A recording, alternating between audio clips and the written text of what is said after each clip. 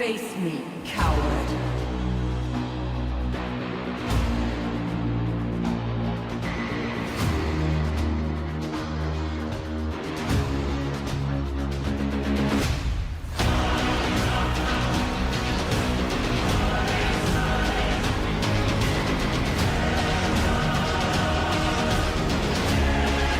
Hello everybody! Welcome to this Division D East final match between Brickhouse and between the ProBUs Strikes Back. Really happy to be here since it's my div, and I am the Lich Queen, and I'll be your host for tonight. And with me tonight on my right, there is Sir Shane Train that is going to be co-hosting with me tonight. How are you? I don't know if I have quite as much energy as you do, but I'm very excited. Just casting a final. It's a really big game here in Division DE, so I'm excited to be here. Oh yeah, definitely. So we're gonna go right away to map picks and map bans actually. So this is best of 5. We have Brickhouse that decided to go with the first pick, which left ProBUs Strikes Back with the map pick. There was Alterac Pass that was banned on the side of Brickhouse. No, actually, it was Brexit sold out and Towers of Doom banned on the side of Brickhouse, and ProBUs Strikes Back banned the Alterac Pass and Battlefield of Eternity, and they are taking us to Mother Spider Queen. And if we're going for 5 maps, there's only going to be one map that is not going to be picked by any team. Shane, can you talk to us about both teams briefly? Because we're heading for this game. Yeah, so both of these teams, Brickhouse and ProBUs Strikes Back, the 1 and 2 seeds in Division D East, both with strong showings in the playoff bracket and making their way through, so both the favorites to make it to the finals. Both of these teams have actually very similar hero pools in some of their most played. They both play a lot of the meta heroes, they play a lot of Mei, they play a lot of the same ranged assassins. They both, I know that I see quite a bit of Lucio, who I know is quite meta right now. So I think the interesting thing in these games is really going to be the drafts and how they're going to draft against each other, because when hero pools overlap as much as these two, there's a lot of decision making to be, just to figure out what you want to take away from the other team and what you want to try and steal away. So I'm really excited for this game. I think this could absolutely go either way, but yeah, I'm ready to get into it whenever these teams are. Yep, apparently they are ready currently. I'm just gonna set the thing up, and everything is fine. Casters are ready. Here we go. Division East coming at you. Music is super duper loud apparently. I'm gonna lower it. I am sorry people, I don't want to mute anybody here. I just saw the message and we're going to the draft. Everything should be all right this time, and logo is not showing for some reason, and also nothing is working. Well, anyway, so 2 of the Yay. Spider Queen. Let's get into this map here. When it comes to Tomb, some of the most important things for this map, obviously, is wave clear for being able to manage the wave, rotation priority, which is one of the reasons you need the Lucio taken out here, as well as stall potential around some of those turn-in sites. So what sort of things do you kind of think that are going to be picked up here in this matchup? I actually don't know. I've seen ProBUs Strikes Back with some insane combo, whatever the map is. They have this Maiev ready for any situation, so I'm expecting probably a Maiev pick. And I actually don't know who plays Maiev on the side of ProBUs Strikes Back, and I know there's a Cho'Gall already on the side of Brickhouse, but the Tychus has been banned from the ProBUs Strikes Back, so I don't think they're gonna aim for the Cho'Gall pick. With no tanks taken out, I have a pretty good feeling they're just going to end up trading Joanna for Mei here. Just 2 solid wave clear tanks, but the Sonya makes it through draft. Sonya, yeah. Probably the premier solo laner right now. No surprise that it's picked up first by the side of Brickhouse. So they are going with the Sonya. So here we go. Thank you for mentioning that. I know there's no sound when I... Oh no, there's sound actually. Alan X picks the Joanna as their first pick, and the Gul'dan has been picked on the side of the ProBUs Strikes Back. Hirobi on the Gul'dan. Great wave clear, I think. I mean, like, yeah. Gul'dan does great wave clear. Yeah, I mean, really solid 2 picks there out of Probius. You know, Joanna brings a lot of wave clear in herself. She's a staple pick on this map. And then Gul'dan obviously brings a ton of wave clear as well as, you know, he's just generally good in team fights, also having that Horrify to separate the teams.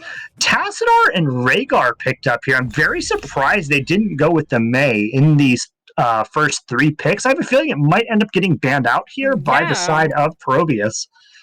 Yeah, and you called it. Like, when you did actually the search, you were like, oh, yeah, there's some Mei that has been... Oh, yeah, see? The troll call. They're like, no, there's no troll call that is going to be played tonight. Nobody's really ready for a troll call pick, to be honest. Yeah, this is one of the maps where Cho'Gall can succeed. I'd be a little bit surprised to see Cho'Gall come in just because I know Rhaegar... At pre-10, before he has Ancestral, he can sort of struggle to keep Cho'Gall healed up. But we see the D.Va come out. D.Va, obviously a very strong pick on this map. Her ability to just bomb into the objective whenever it comes in, split up the team, and allow your team to clear the Web Weaver. Really strong. But what do you think we're going to see coming out here in these next 2 picks here from Probius Strikes Back? Prediction. I'm going to start prediction, actually, because I did not think it was ready. And there's the Leroy that has been picked by Emptino on the side of the ProBUs Strikes Back. Yeah, so I mean, Brightwing just, you know, gives a lot of follow-up potential for the Joanna, as well as Leoric and additional engage, as well as just decent wave clear. I have a good feeling we're going to see a Mei come out in the tank slot, and you know what? I'm not sure what I expect here at the other damage dealing. Oh, so we are going to see. So we're going to be seeing triple bruiser here, most likely. I don't know. Do you think it'll be the Sonya in the 4-man, or do you think it'll be the Gazlo? It's going to be the Gazlo in the 4-man. I'm pretty sure it is. So, you know, it's been picked the Leoric. Sorry, I'm setting the player pop-ups at the same time, so my attention is kind of elsewhere. Don't worry, I got you covered, because the last pick for this draft is going to be Maiev, just like you said, going into the start. That was a really good guess there. Yeah, I mean, I know that they played a little bit of Maiev here on the side of Probius Strikes Back, and, you know, like you called it right from the get-go. And honestly, these are 2, I think, pretty solid drafts. There's a lot of tankiness on the side of Brickhouse with the triple bruiser composition, but I think that there's a lot of tools on the side of Probius to, you know, just sort of pick some targets and blow some people up. I think the Leoric is going to be actually really strong into this composition as well. I don't know if I have a favorite coming out of this draft pick here. I honestly think these teams might be pretty evenly sided just looking at the drafts. Oh, yeah, definitely. And I cannot wait to see the combo. I'm going to, like, put on the transition video, and we will be right back.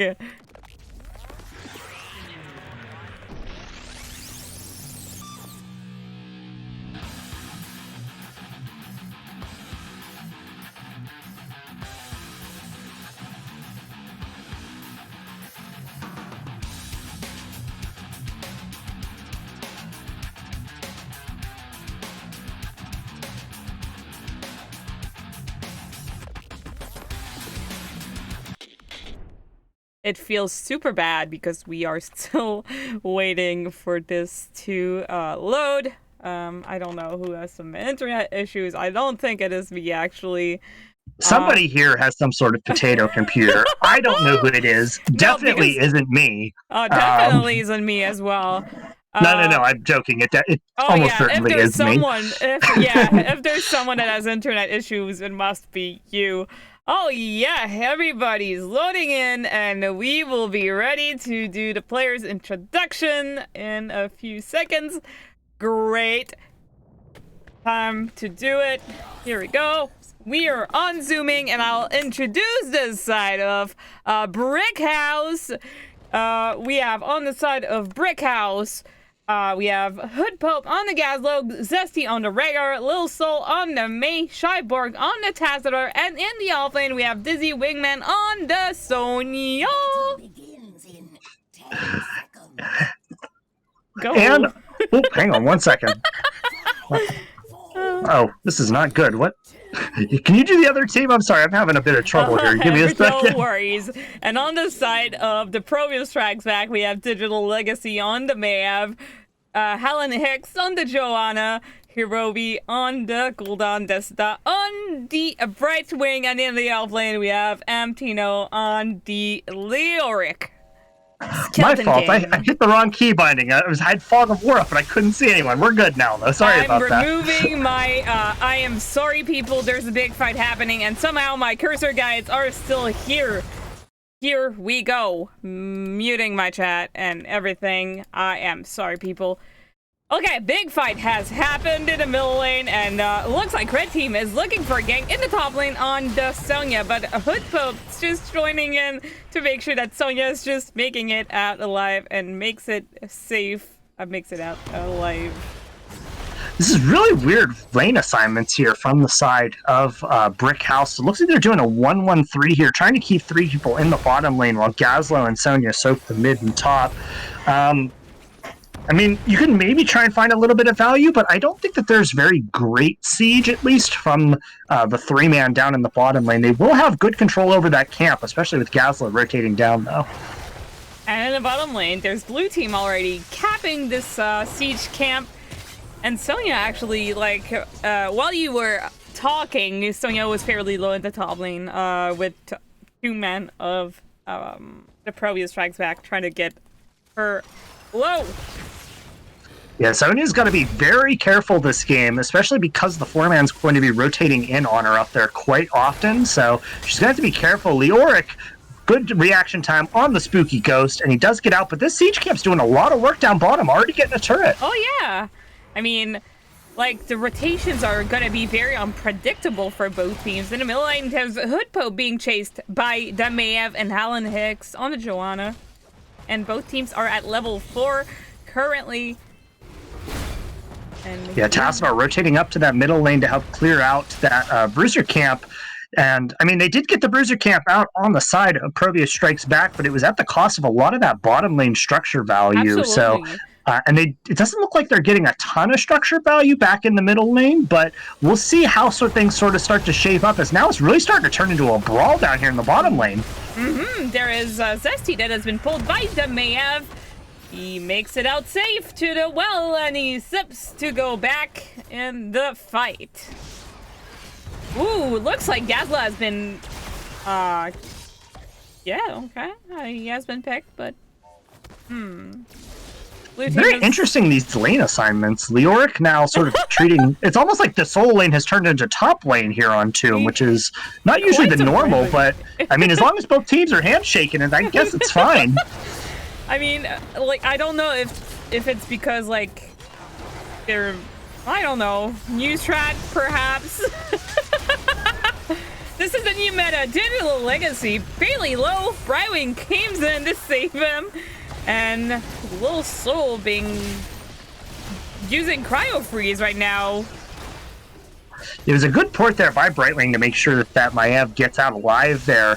I think they just got a little overzealous there on their siege and ended up having a long retreat path to get back. But nobody goes down here, so no harm, no foul. ProBUs Strikes Back, just going to reset and start turning in what gems they have. And it's going to be hard, I think, for both teams to kind of turn in with these team compositions. I mean, both teams have their turn in ready, so I'm gonna cannot wait to see who's gonna get it first. I mean, first Spiders is not the strongest, obviously, but this sure can get some value. Like, that bottom lane is actually, like it's gonna be, I don't know, like, there's only half of a cannon tower, like a cannon tower damaged. Well, so far, the builds coming out here look fairly standard across the board. I I mean, the only thing to really note is we do see the Drain Life build on the Gul'dan instead of the Corruption build. And I think the Drain Life build has really been becoming a lot more meta recently. So it's good to see the adaptation. But it looks like Brickhouse gets the turn-in down there in the bottom lane. And they're going to have the first say here on the Web Weaver phase. Yep. And I think the wave clear on Brickhouse looks a little stronger, actually, than the ProBUs Strikes Back. But I mean, the fight is going to be at level 10, I feel like. And, yeah, big pulls from the Mayev, as said. And looks like blue team is going to be pushing in the middle lane as Sonya does the work in the top lane. So it was actually a really well played by Brickhouse to force them to stand there and fight them. It allowed the Web Weaver to push all the way up in the mid lane, but it's also allowed Sonya all this time in the top lane to get all that damage done, and now they rotate down into the bottom lane. They're finding a ton of advantages across the map. This is really well played here by Brickhouse during this first objective phase. They're getting a lot more value than Sonya in the top lane. She's being pulled and she's being killed by the red team. First kill of the game goes to the ProBUs Strikes Back, killing that Sonya in the top lane. Yeah, Sonya might have gotten a little carried away with slamming. You know, I've played a Sonya game or two, and I know what it's like to slam and jam, but some you gotta always be careful you don't get caught there. But they still get a ton of value done. The entire bottom fort falls, as well as damage in both top and mid. So if you're Brickhouse, I still think this is a fairly successful objective phase, but if you're ProBUs, at least you got that kill down, you stopped the Sonya push, and now you have the turn-in of your own ready to go, and you can try and look for that whenever you're ready. I don't think that Brickhouse will be looking for an interrupt on the turn-in, or they might have time to do it. Yeah, they will have time actually to go and defend the turn-in. And it looks like 10s are online for the ProBUs Strikes Back. We have Joanna with the Blessed Shield, Gul'dan with the RFI. There's a blink kill coming from the Brightwing. Entomb coming from the Leoric, and as I say that, there's also the blue team that has been picking their ults. And Mayev, to finish on the side of a ProBUs Strike Back, pick the Warden's Cage, obviously. Can you cover the ults on the side of a Brickhouse, please? Yeah, Brickhouse going with the leap there on the Sonya. Black Hole on Gazlo. Ice Wall coming out for May. The Ancestral Heal on the Rhaegar, and then the Black Hole on the Tassadar. But a big fight breaking out as Mayev looks for the cage. Warden's Cage with the big grapple bomb happening in the middle lane. There's the Black Hole that has been casted for the disengage. There's also the Entomb that has been landed on the Mayev, I think, perhaps. I mean, Mayev is down, so they got a kill. Yes, I am sorry for the overlay. I need to fix this. There's a problem with my overlay. There's no team names showing. But on the blue trunks, there's a Brickhouse, and on the red trunks, there's the ProBUs Strikes Back. No worries, it's going to be all fixed in this second game. I mean, honestly, it was a good attempt there. Well, it looks like still going down in the bottom lane. We have May dropping down during the Web Weaver push, but Sonya's going to go in down in the bottom lane also. And they're still going to Joanna barely getting away here. They really wanted, they find it with a nice slam there from Dizzy Wingman, and now the chase down. They're probably going to get this Gul'dan too, and he goes down. Also, that's a lot of gems going down for the side of ProBUs Strikes Back. This is great. Great triple kill coming from a Brickhouse, killing Mayev, the Gul'dan, and the Joanna. Well played, Dizzy Wingman on the Sonya right here, showing him some love, because offlane doesn't get like much appreciation, like they're not being filmed often. But yeah, they did amazing this time. Well slammed, as the kids say about Sonya. But yeah, I mean, that was just a good play there, punishing the overextension during the Web Weaver phase and finding those kills. And now that gets them another turn in for the side of Brickhouse, and they have the 13s to ProBUs. That's what I was going to mention, exactly. And I think they're going to push a middle lane, or they're going to keep the pressure in the middle, making sure actually that they ignore the stop lane with the Sonya, or probably maybe a ProBUs. Ooh, big fight happening. Fear. So RFI has been landed and ends up killing the Rhaegar in the middle lane. There's also the disengage from the Tassadar casting the Black Hole, and 13s are also online for the ProBUs Strikes Back in a moment. And top lane, actually, the fort has been taken down by the Sonya. Yeah, that was a fantastic horrify there from Hirobi on the Gul'dan, isolating the Gazlo perfectly from the team.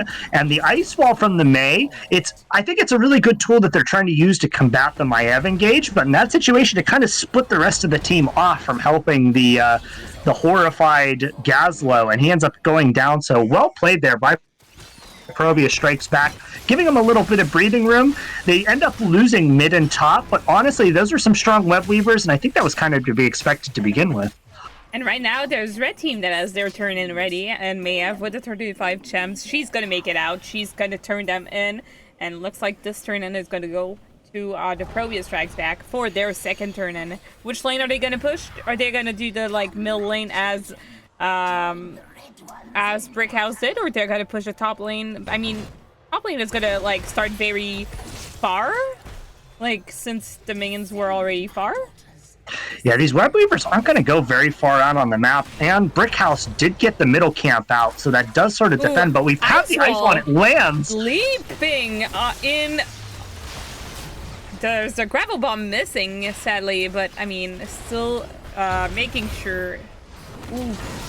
Big Entomb and also big Warden's Cage coming from Lyric and Maiev pulling everybody, and Gul'dan ends up killing the Sonya. Really good kill coming from the ProBUs strikes back. I mean, Sonya's getting a lot of value, and Rhaegar as well. No more healer for a Brickhouse. Big stuns from the Gazlo, not ending up saving the Mei. I'm pretty sure red team will be pushing a little bit of top while the blue team is dead, but I mean, they didn't get a lot of value as said with these spiders. I mean, bottom lane is, yeah, no forts taking down yet for the ProBUs strikes back. I mean, the forts like have a little bit of damage taken on it. Oh, bottom lane. I said nothing actually. They managed to take the bottom lane fort, and they're gonna try to get this middle one at the moment. Yeah. Oh, hold on, we get another engage immediately. Ooh, the Entomb has been landing. Ooh, okay, no. As it? Well, I was going to say, in the top lane there, I think the big thing to take away from that was the ice wall lands on a target. Sonya goes on to an even further target, though, and they were so far away on the leap that the Gazlo Gravo was not able to follow it up. And the Gazlo, I think the Gravo didn't hit anything in that fight, so they burned all of their ultimates, got very little damage down onto the side of ProBUs Strikes Back. And then ProBUs Strikes Back just turns it around, all their ultimates come out, and it was easy cleanup after that. So really well played on the counter engage. It looks like we might end up having something here now, though. There's the Warden Cage casted by the Maiev. Ooh, big damage, actually. Maiev, Gul'dan, and Joanna been taking down. There was Explodum charge, like, landing well on these characters, and looks like blue team will be taking this advantage to go for a boss call, and then after that, they're gonna get those 2 gems and get this turn in going, so it's going to be a very big advantage for Brickhouse.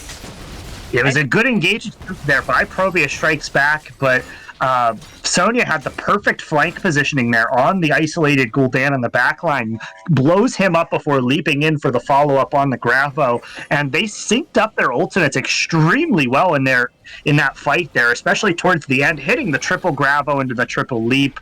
And I mean, when you're able to sync up your abilities like that, I mean, those fights just come easy to you whenever you hit those. So now that they have this boss and the Web Weaver phase, let's just see how much value they're going to be able to get here on the side of Brickhouse. Yep, big ice wall, making sure that this boss doesn't get stopped by the red team, leaping in on the Gul'dan. But yeah, I mean, he gets a fair bit of damage on him. Yeah, the big thing to watch out for is there's still a few ultimates up on the side, especially on the side of ProBUs Strikes Back, especially that Horrify, which could prove to be a really key tool during this siege. Absolutely. I don't know if they're going to be able to get this keep, but let's see what happens here. I mean, they're going to ignore this. I mean, they're going to get this damage done in the middle lane. They're going to ignore this big Warden's Cage coming from the Maiev. Okay.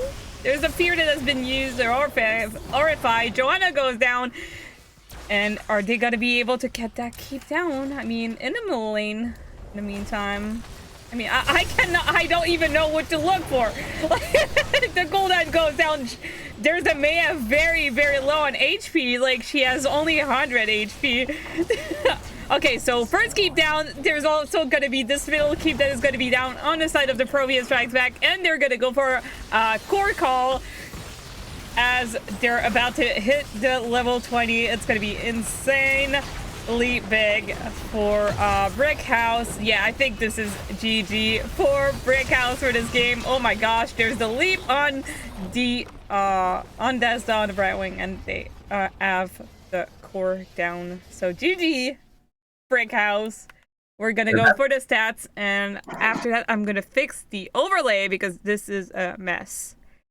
Here we go. That's the big thing about this map. I mean, just so much of this map, it's so snowbally how one mistake can lead to such an advantage for one team. And you could see in the scoreboard for a large portion of that game, ProBUs Strikes Back was leading in the kill count, but then that one fight there at the top turn in goes the way of Brickhouse. It snowballs into them taking boss and getting a turn in, and then the next fight snowballs into them just winning the game off of it completely. So Tomb of the Spider Queen, known as one of the snowballiest maps, and you see it right there. Honestly, it was really well played by both teams.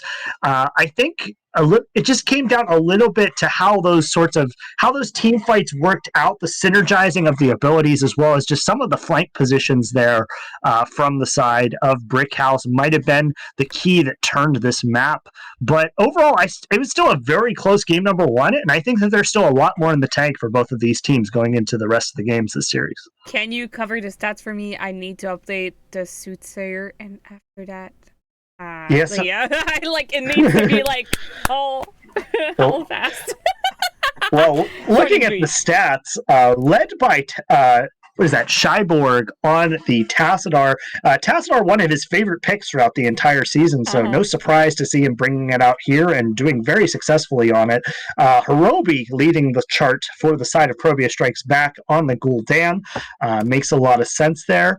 And then, both teams doing what they could in the Siege Department. It's interesting to see Gazla leading the Siege Department, especially with a slam build Sonya. Usually slam build Sonya rocks the charts, but surprised to see that there. And, I mean, talents seem pretty standard across the board. The only thing I was really surprised by when I looked at the talents here was Sonya going Rampage at 16 instead of Giant Killer, or what was it, Giant Slammer, or something like that. The Slam talent at 16, which is extremely good, so I was very surprised to not see that talent taken. But overall, though, most of the talents seemed pretty standard across the board on my end. So, I think that, there's just a few little things that decided this game. And I think that, one game does not the series make. It's a 5-game series, so there's still plenty of time for ProBUs Strikes Back to strike back. I'm going to take this moment of break, and we will be right back so I can fix this stuff. BRB. BRB.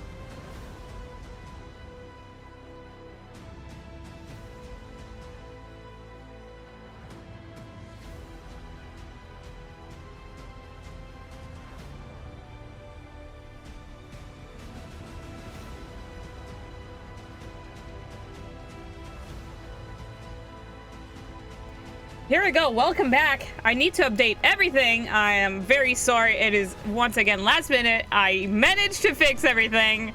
Great news. So first game has been won by Brickhouse and on this best of 5 map. I'm gonna just make sure that the volume is low enough for the music, because apparently it was this game. We are going there. Wow, that's a lot of work, Queen. That's a lot of words that are in that sentence, I must agree. Oh, wow. While you're updating it, what do you think here? Game number 2, going to Garden of Terror. What do you think here about this map? I mean, big map, like the biggest map of them all, if not Cursed Hollow. I mean, they're gonna have to have some wave clear, insane wave clear needs to be happening on that map. So I don't know, like, there's nothing except the Sonya and the Gazlo perhaps for this map, you think? I mean, we call it Garden of Camp on our server, but sometimes I call it Garden of Boredom because that's all you do is camp. But in all seriousness, though, this map is all about your camps. There are a ton of Merc camps to be taken on both sides of the map, so it's very important to be able to manage your camps properly, get them out as quickly as possible when you need to, as well as being able to steal your opponent's camps can sometimes be a very big boon on this map. So it'll be interesting to see if the drafts shift a little bit just to add a little bit more camp clear to these teams, or if they kind of stay a little bit more on the standard side. But I mean, I think it could be either way, especially. And another thing to look at this map, globals are extremely strong on this map as well. You mentioned it's a very big map, and so we might try and see a few global picks come out from some of these teams just to try and add a little bit of that extra soak before being able to join the teams.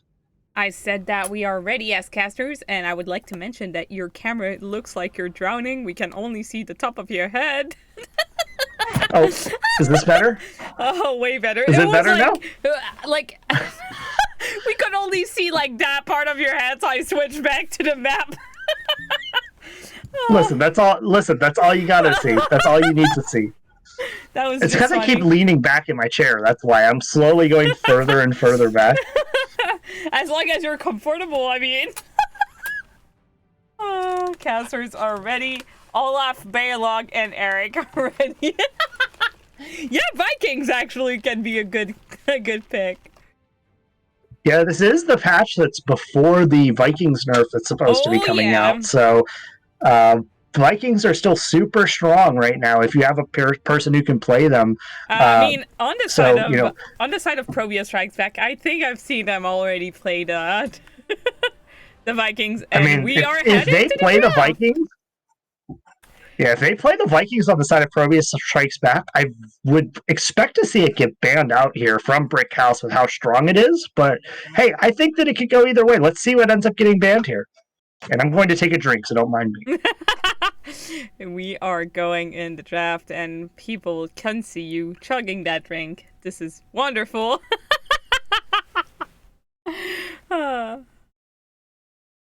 Here we go. First band. Alright, so Falstad. Yep, exactly. Falstad is the first level to be get rid of on the side of the ProBUs Strikes Back.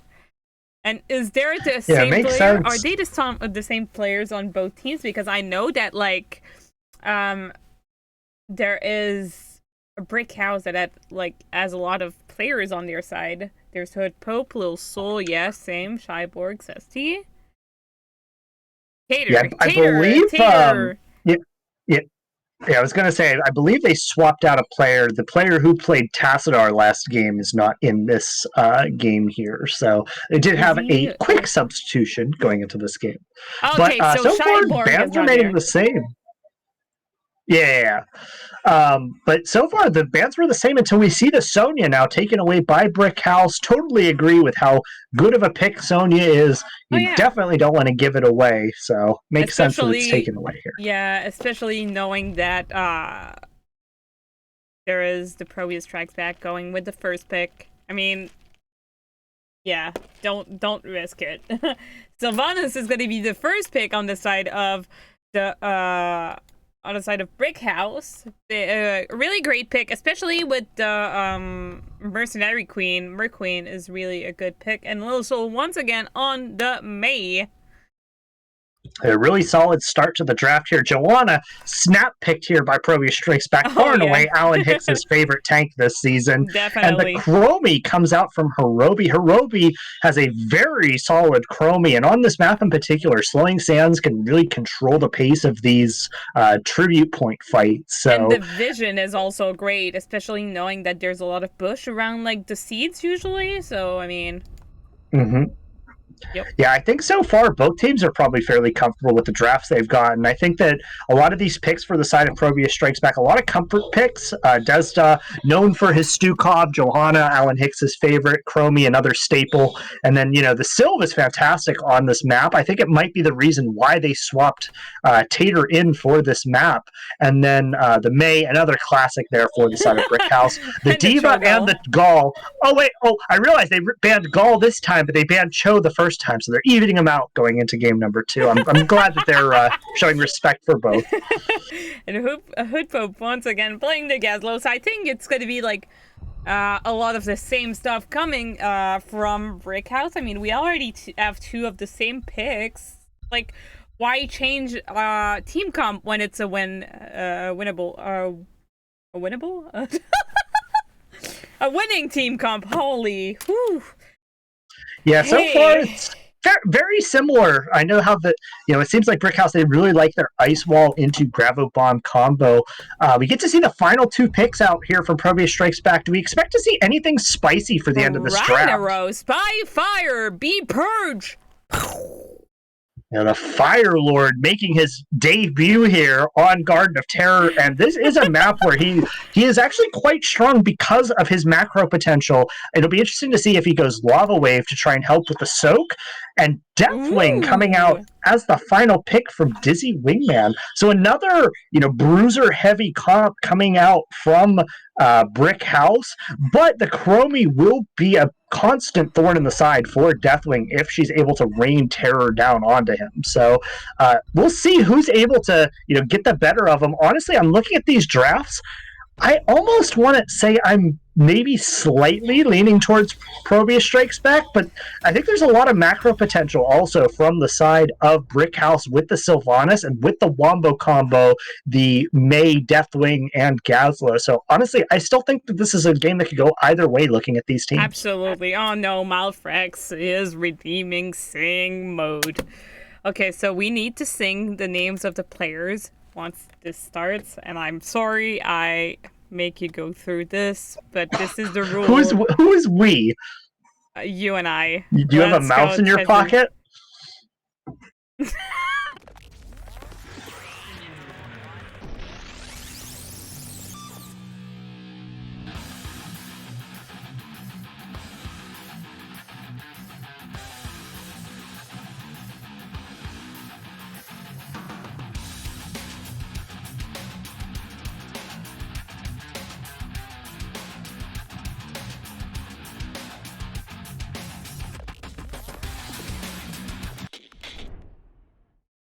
Perfect! So apparently I need to sing the players' freaking characters, which is not really fun. I'm sorry, people, if your ears are bleeding.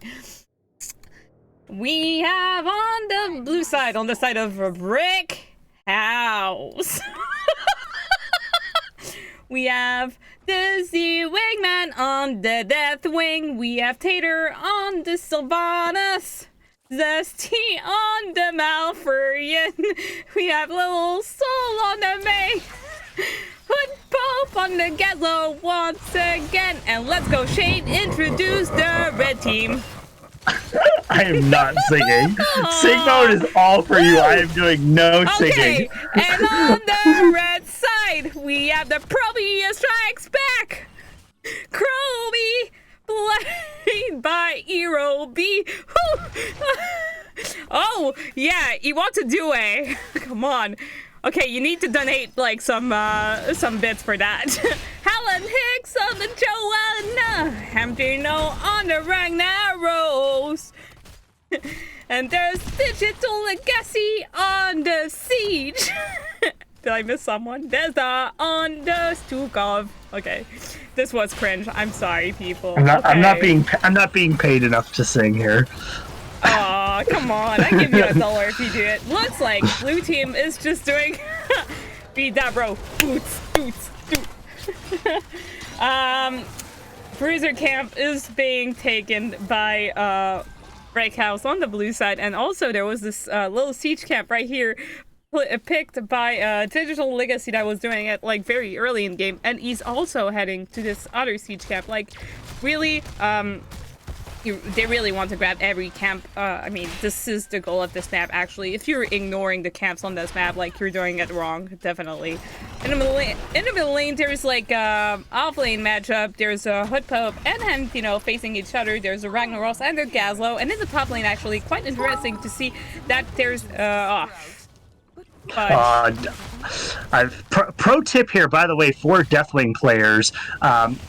I think it's either level 5 or level 6. You want to W the wave before you full Q it. A full Q will actually not clear the wave. So if you put a W on it, wait like a half a second, and then Q the wave, you'll always kill the entire backline. So just a little pro tip here from a Deathwing player, because it's sad to see that all of the backline minions at 1 HP. That hurt my soul. But we have the first seed coming up here. All to the teams got all their camps out, and we already have ProBUs Strikes Back looking to pick up this first seed. Yep, and looks like Malfrex is giving $5 for us to sing in harmony for next game. Or at least drop the beat, like make a little beat in the background as I introduce both teams, because like this is really worth it. So red team was the one to grab the first seed, as you said, and now they're heading into top lane. I don't know what they're doing right here. There's Desda, Digital Legacy, and Hirobi on the Deathwing. The Deathwing is being time trapped. And the send is being missed. So, meow. Yeah, next seed on the side of... Ooh, hold on, we have Rainer caught out. Blinded! Oof. Really good kill for this objective. Taking out the Rainer on the side of the ProBUs Strikes Back. So this was actually the first kill of the game. And looks like 7s are online for both teams. And blue team will be the ones, I think, capping this seed as Zesty is aggroing the little beast. I mean, the little plants monsters. I don't know how to call them. I do want to say, I really do think, at least for the early game, Brickhouse has much better pick potential than the side of ProBUs Strikes Back. They have the May plus Malfurion combo to help set up, as well as the Gazlo if he's there also to follow up with the E. So ProBUs Strikes Back has to be really careful going out into these lanes not to overstep, because there is very good potential of being picked if they're not too careful. I think that like blue team is just trying to get a pick on that Chromie. Chromie just like casting sands and... Stukov coming here to help Chromie defend the structures, because like I don't think Chromie can just make it alone. Chromie is a good character. Oh my gosh, the Stukov being slept and rooted and stunned by the Deathwing and the Malfurion, and Sylvanos doing Sylvanos stuff, silencing tower with black arrows. And right now there's going to be a seed in the bottom lane, and looks like blue team is going to be heading there as Ragnaros is right next to it, pushing with that siege camp. Yeah, so far, just cleaning up waves. You know, this is Garden of Camp after all, so we're doing camps nonstop. Exactly, and we do have the camp. third seed up here, and it looks like both teams are probably going to end up fighting for this one here. Yep, they're going to be fighting for this second seed. I mean, third seed, but second seed for, like, both teams. Here we go. Looks like Deathwing is just gonna come down in any second, and blue team is gonna be doing that siege camp as red team. Actually, Joanna knows. I mean, will she engage, or is it gonna be too late? She's not gonna engage. Like, good poke from both sides. Like, Yeah, they have the also with Skyfall from the snowballs. Deathwing to help them stall it, which is really useful. They have to keep giving, yeah, Deathwing is extremely annoying on maps like this for this Yeah, very reason. and Tons of stall coming Cans out. are online for both teams, actually. Oh, Ice Wall being casted to interrupt this cap. And looks like Deathwing will take this advantage to just do as ult and like... Is it his ult? No, is it? Gravel bomb, big gravel coming from the gas. Low Helen hits being slowed by the Deathwing, and Little Soul finishing the kill with a little snowball that blinds and does a little damage. So that was a great play by Brickhouse. But it looks like Ragnaros will be using Molten Core once again to just interrupt that cap on that seed. Like, I don't know what they're gonna do at this point. Like, are they gonna give it, or... I mean, this might just be to slow down their rotations a little bit. At the end of the day, it's not really going to stop them because they do still have 2 dead and people in position to defend it, but actually, it might at least slow them down. Blue team doesn't want to cap it. I do want to say, though, I didn't actually know that Ice Wall also kept the silence in stasis also. I never actually knew that. So they were all still silenced when the Ice Wall ended. That's a cool little combo. I never actually knew that. So it was really cool to see them pull it off, and I think we'll be seeing it a lot more this game. Yeah, absolutely. I mean, that was great stuff. And right now, there's Ragnaros just defending that Bruiser camp, pushing in the bottom lane as a red team just does their own Bruiser camp in the top lane so it can push on that fort right here. Yeah, everyone just getting their camps out, you know. I feel like we're going to say this a lot, like, because you said it, like Garden of Camps, and whatever we do, we're going to, like, comment on camps, that's for sure. I am sorry. If you want some other actions, like some freaking immortal fighting action, this is not the map. You're not at the right place, and we might see it in the further games. Yeah, this map is all about the macro, and the teams have been on top of it. It looks like Deathwing is going to try and hold bot for a little bit until he can fly and then back up the teams as necessary. That camp is uncapped. I am... Oh, okay, no. Tater is going to be the one capping it. You say it's not camp. I actually really like this call here. This is really smart from Brickhouse to just use the Deathwing to stall for a little bit and steal the camp while they give away the seed, because they know the seed doesn't actually mean anything for ProBUs Strikes Back. So this landing is really risky, though. What is Deathwing is kind of going crazy, but he gets away with it. Yep, he gets away with it. Sylvanas just stole that bottom siege camp, but it's going to be cleared right away by Ragnaros and Raynor in the bottom lane. But Sylvanas once again will be using Black Arrow to do some damage to structures and making sure that they get these cannon towers, so they have additional pressure and structure damage in the bottom lane. Yeah, Ragnaros unfortunately doesn't have great ranged wave clear, so he's kind of just forced to watch until help arrives. But now here comes the Okay. Yeah, honestly, I almost would have rather he had just used it earlier, because by the time he used it, his team was already there to support him. If he had used it earlier, he might have been able to push them off before they even got a lot of those walls. But at the end of the day, it does push them off, and we do see the lava wave coming out to help with some of their macro potential. Clearing the top lane from the camp, the siege camp doing the damage. I mean, they were pretty far from that lane, so that really helped the ProBUs Strikes Back to just remove that pressure in the top lane, since they are kind of far from that. Tater is going to be the one trying to cap this seed. They were being poked from every side. There's the Hyperion that has been casted, the Gravel Bomb now being casted and landing on the Ragnaros. Joanna ends up being killed, May ends up being killed, so one kill on both sides. I mean, Digital Legacy fairly low. He's going to be killed by the Sylvanas, doing a lot of damage. Thank you, Pants, for the Prime sub. Yeah, Hirobi looking for the interrupt to slow them down, but she does go a bit aggressive to find that. She doesn't quite get punished for it, but the seed will come out here for the side of Brickhouse. Let's see what they can get done with this first objective. Yep, and the lanes actually, like, they're starting, like, mid lane, so it's really good. I have the big subtitles, so please do the karaoke. The terrors are yours, heroes. Okay, I will stop reading this. In the top lane, looks like blue team are gonna be pushing and getting that top fort. I'm pretty sure. I mean, red team is just defending this middle one. It was cleared pretty fast, and they're heading to top. And actually, top gets taken down by Brickhouse, and this terror is fairly healthy, and it's going to be pushing on that top structures. Ooh, big ice wall coming, zoning. Ooh, really good combo from the ice wall and the gravel bomb landing on the Stukov. Ooh, the Joanna killed.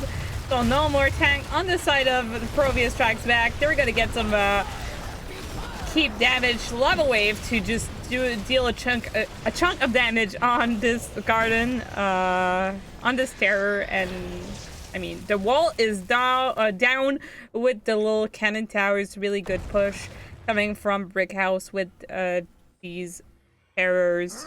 I mean, they got this bottom fort, this top one, and took cannon towers in the top lane. I think they're gonna try to get that middle one, if I'm right. Yeah, they definitely have a lot of structure value. I'll say the good thing for the side of ProBUs Strikes Back is they might be down 5 kills, but they're actually not that far behind in experience. Only about 3/4 of a level, which isn't bad at all. And since they're even on the talent tiers now, they can look for fights whenever they want and still be even. So Brickhouse still has to respect the engage potential from ProBUs Strikes Back. This Raynor, though, is way out on the map, and he isn't here to help sort of buffer against this siege.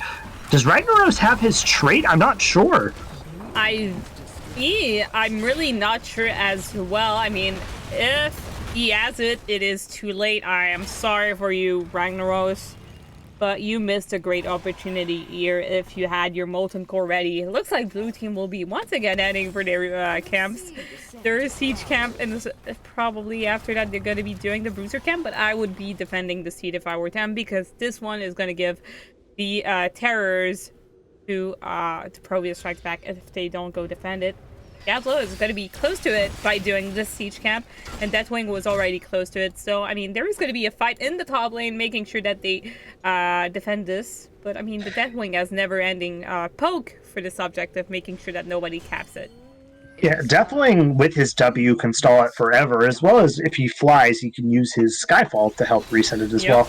But it looks like the decision here from ProBUs Strikes Back is, you know what? The seed doesn't mean anything. We're good to give this one up. Let's just clean up our waves a little bit and get into a position to fight for the next one, get a little bit of XP back. And I don't dislike this decision from the side of ProBUs Strikes Back. I think it's good that they're, sort of resetting their waves and getting into a good position. Yep, they're going to play it safe until they get level 20, I feel like. I mean, the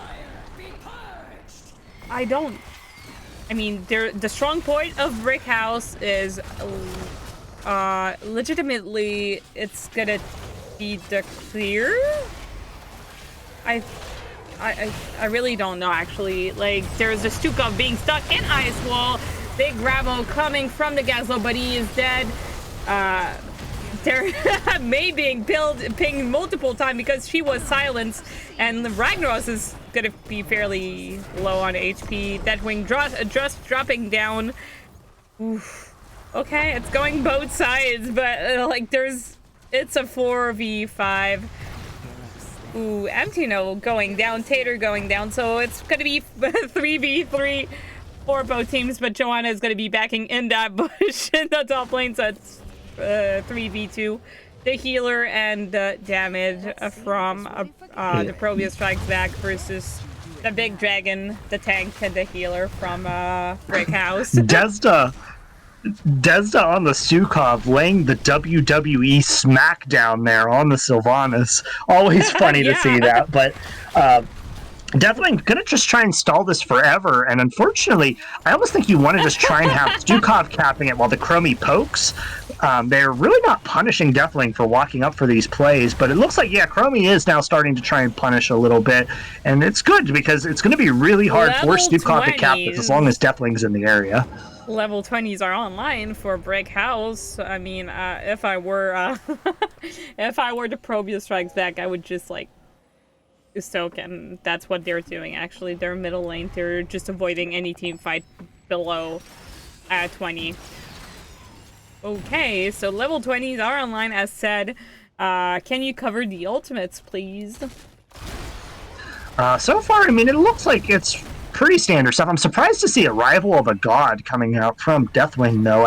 I think at least the slowing ultimate is usually what we see, but everything else at least seems somewhat standard. We see the bomb toss out of the Gazlo, Life Bloom coming out from the Malfurion, Bolt on this. Oh, hold on, we have an Ice Wall coming out. We'll have to put a hold on that.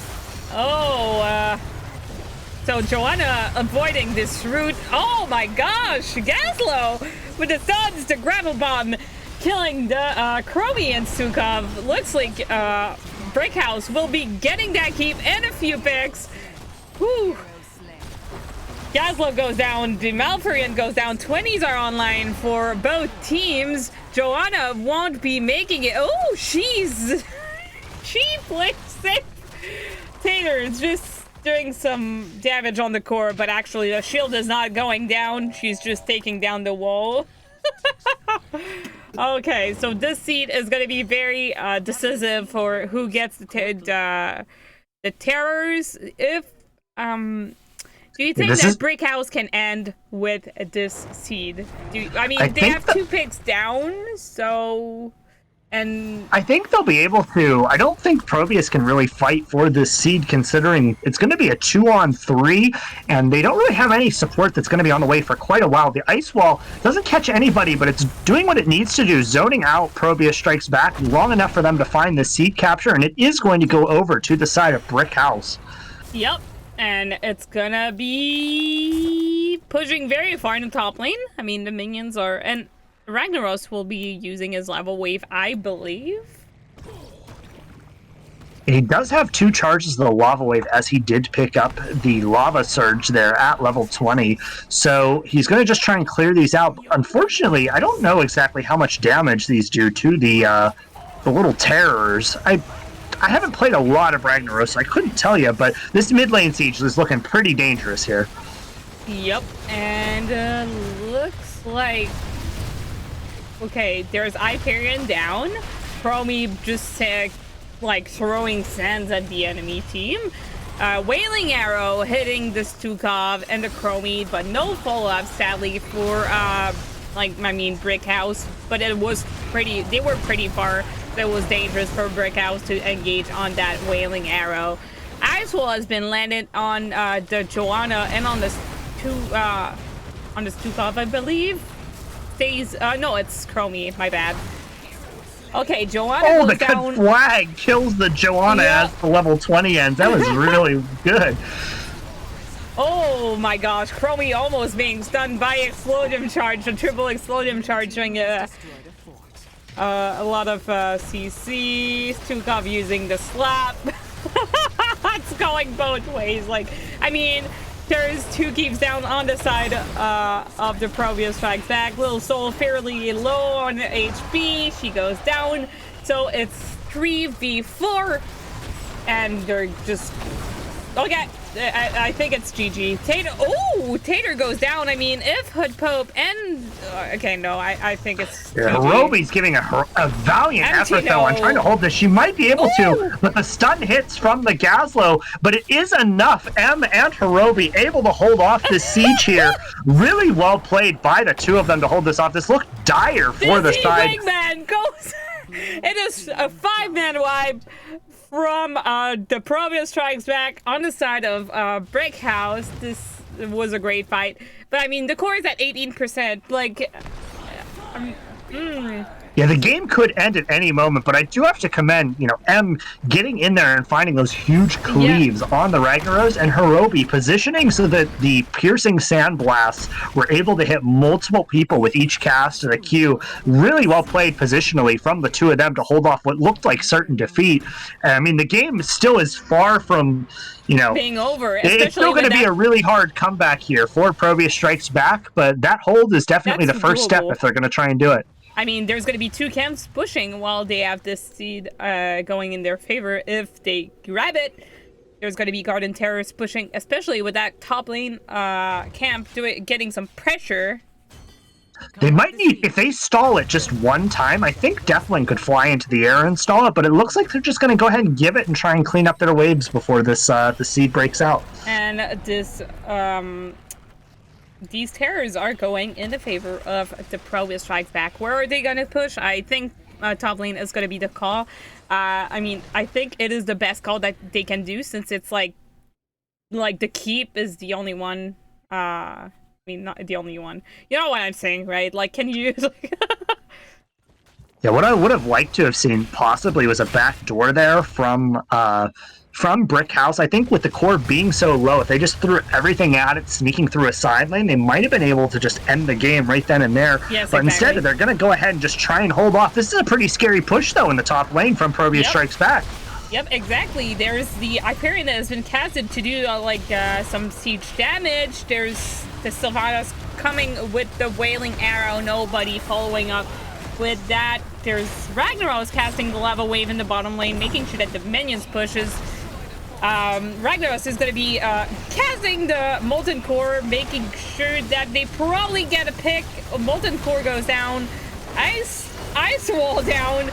Deathwing doing a big wave, killing the Rainer. I mean, if they lose any more people, oh, this isn't looking good. This is going to be at least 2 more kills, most likely. For Stukov is going to be rooted by the Mei and killed by the Mei. Joanna also goes down, killed by the Deathwing. It's going to be a core call from Brickhouse. I mean, I wouldn't see why they would go for a camp or like something else. Like, this is a call to be doing. This is your win condition. You just push core.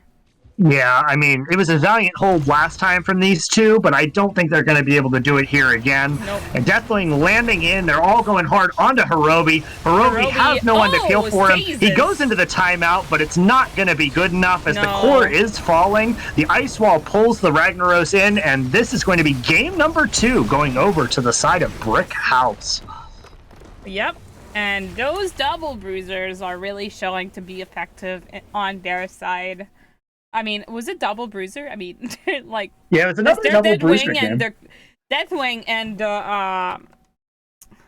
Deathwing and Gazlo. Wow, I'm looking for my character's name. Going into the game stats. Here we go. We're gonna see it in a few seconds.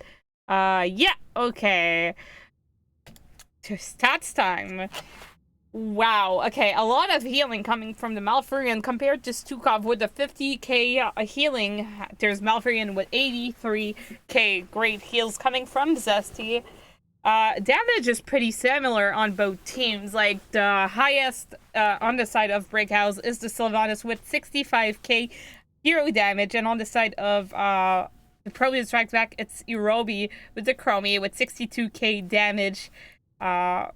And obviously, Ragnaros is going to be the one with the top siege on the side of the ProBUs Strikes Back with the Lava Wave doing, like, a lot of clearing. But, I mean, clearing the waves doesn't mean winning. And, I mean, it gives you more XP, obviously. But, I mean, yeah, I think you get more clearing if you're, like, the waves are always pressuring on your side. Oh, wow. Pardon my English. It is so not great. You know what?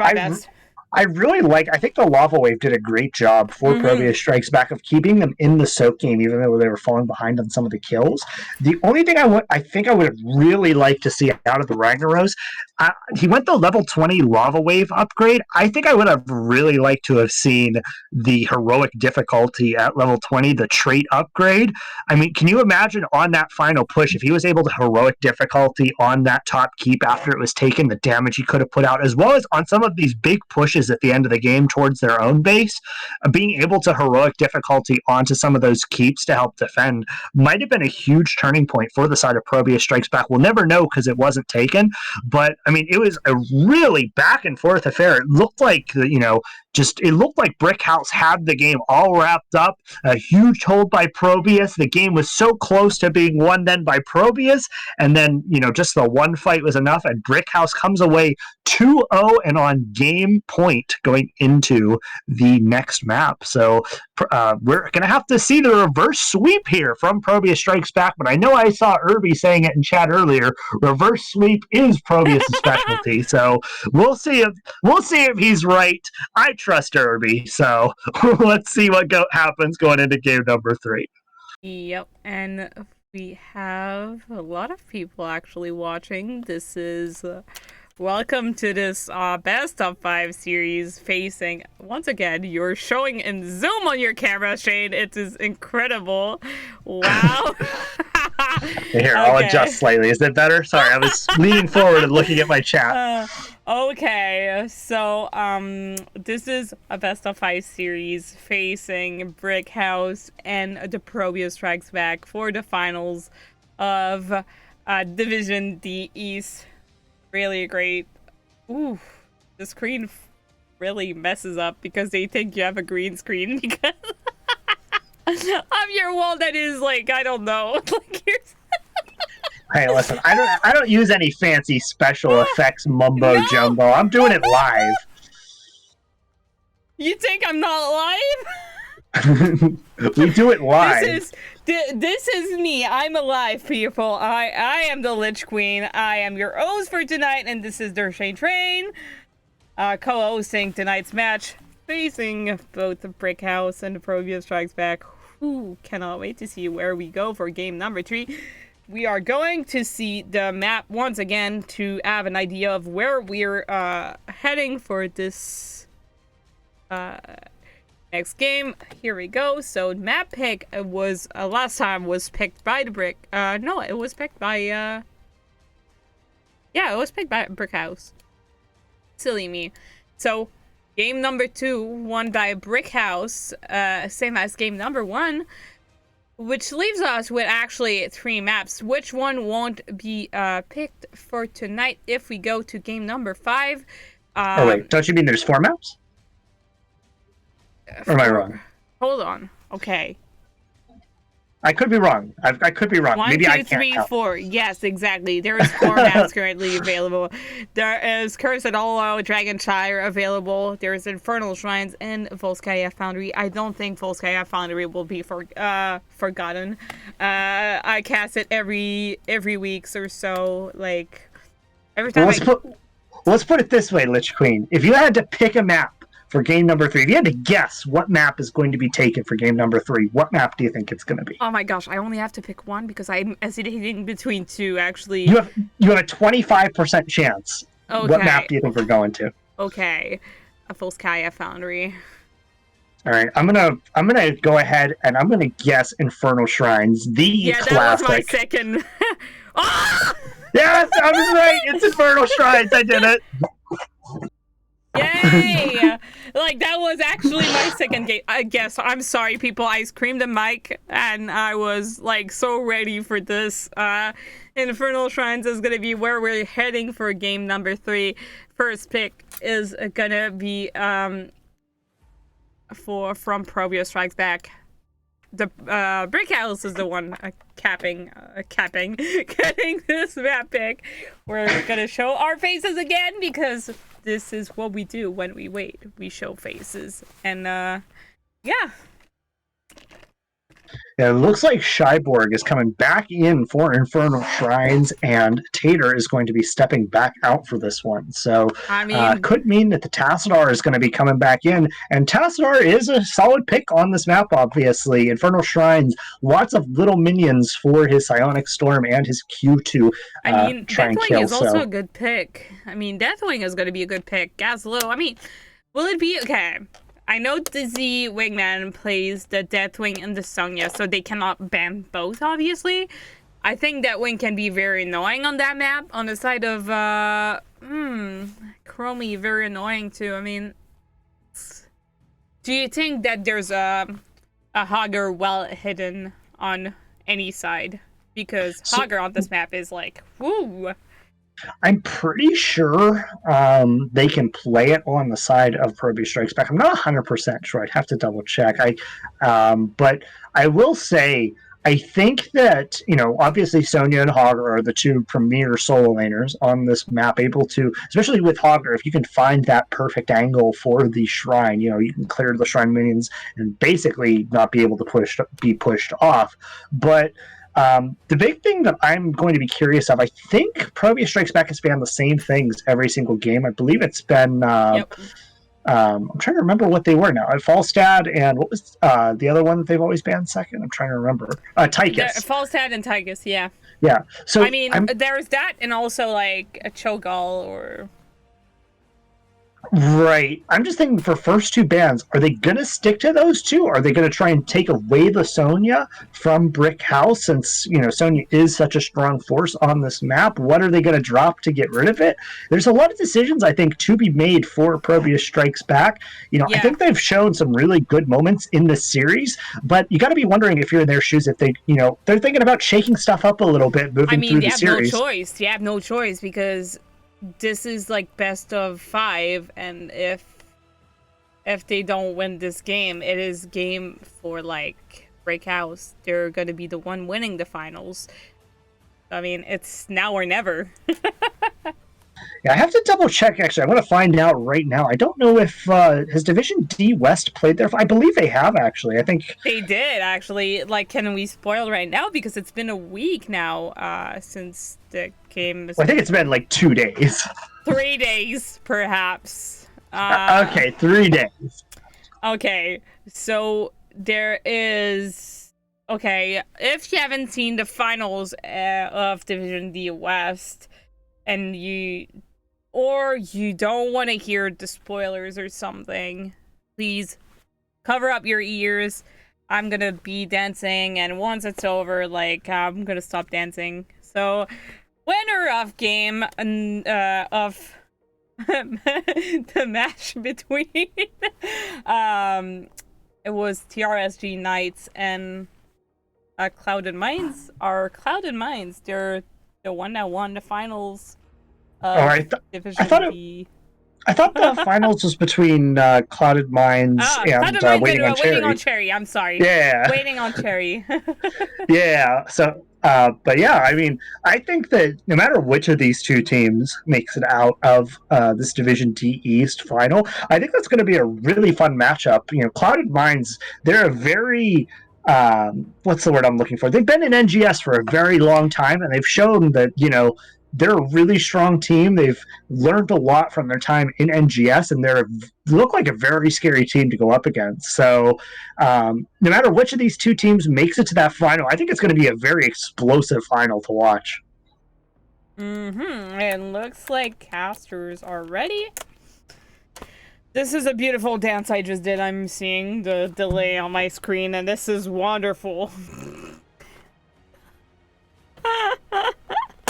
Oh, singing and dancing are definitely two things that I am not going to be doing today. Oh, come on. Here we go. Going to Infernal Shrines for game number 3 of this Division D East matchup, facing Brickhouse on the blue side and the ProBUs Strikes Back on the red side. This one is going to be very decisive for Brickhouse. I mean, they need to give their everything. And also, I mean, both teams need to give their everything because this game can finish this best of 5 facing both teams. The Tychus has been banned once again on the side of the ProBUs Strikes Back. We will see if we are going to see the same bans on the side of Brickhouse. So there's the Lucio once again that has been banned. On their all side. I could think of when you were saying that, who's the guy who sang the song "Give Me Everything Tonight"? That's all I could think of was that song. Was that Pitbull? That's all I could think of when you were saying that. But we do have a shakeup here from ProBUs Strikes Back. They're banning the May here instead of the Falstad. So I mean, Lil Soul played it 2 times in a row and ended up finishing kills a lot with the little snowballs. So I mean, yay. I really like the May ban because I mean, Little Saul, not only has he played at both games in this series, but it's also his most played overall this entire season. So May, a really strong, possibly the strongest tank on this current patch. It's good to see it taken away here, and we're going to see the Diva, which they haven't gotten all series picked up. Finally. Here we go, because they have been banning it in the 3rd ban phase, and Sonya's the best counter to Diva, so it's gonna be a great thing to see that played. Finally, I mean, it has good clear on the shrine as well, with the minions can clear like 10 minions with the Mecha Bomb. Zesty playing the Stukov and Tassadar picked by Shyborg once again. Shyborg, we saw her on, during the first game. Tassadar was the pick, and they won also with Tassadar. Stukov being played by Zesty. Did he play it game number 1 or? I believe it was banned in game number 1, No, but yeah, it seemed so far away. I mean, it was played by Desda during game number 2, but yeah, Stukov, one of those same picks, but like we've talked about how these teams, they have very overlapping hero pools, so a lot of stuff that's going to be taken away. yeah. Right Wing and Joanna picked up, so far, a very standard draft so far from ProBUs Strikes Back. You have the Diva for the point control with the bomb. Johanna, Alan Hicks's by far our favorite tank, and then Brightwing, I mean, just a solid healer. So, but we see the Sylph band out from, and there's the golf. They so really still no Cho'Gall shenanigans. They really don't want to see it picked. Everything goes according to plan. Okay, sorry, like... I'm just reading the chat, and, like, all I hear is basically my little sing kid ears sing Panic at the Disco in my ear, in my head, like, whew, everything goes according to plan. Okay. There was the Gazlo once again being picked by Hood Pope. I mean, like, once again, there's, like, only so much you can ban or pick or counter pick for both teams. I mean, they seem to have a winning comp, so they don't change it. They're, like, will they go with it? Oh, yeah, of course, Dizzy is gonna pick, like, a second bruiser, I feel like. That wing was solid. It hasn't been picked or banned. I don't know if you would want to run Deathwing here. I will say, though, this is a huge adaptation from the side of Brickhouse, pulling out the Uther for the main tank role, most likely. You know, Uther main tank is possibly the strongest tank in this current patch. I think currently Uther plus Lucio on the same team has something like a ridiculous, like 62% win rate. I mean, Uther is known to be broken, but you called it. There's the Deathwing coming out here. The Deathwing, I think, is very risky. It gives you a lot of point control, but, you know, Gul'dan is able to poke down Deathwing relatively reliably, especially if he goes for a more corruption-based build, and Cassia can oftentimes outrange him quite significantly, but... especially, you know, if she goes, like, Lightning Ball, like, it can be a very easy target, especially, like, knowing the space that he takes. I'm gonna just, like, do the transition to game, and we can talk about it after that. Woo!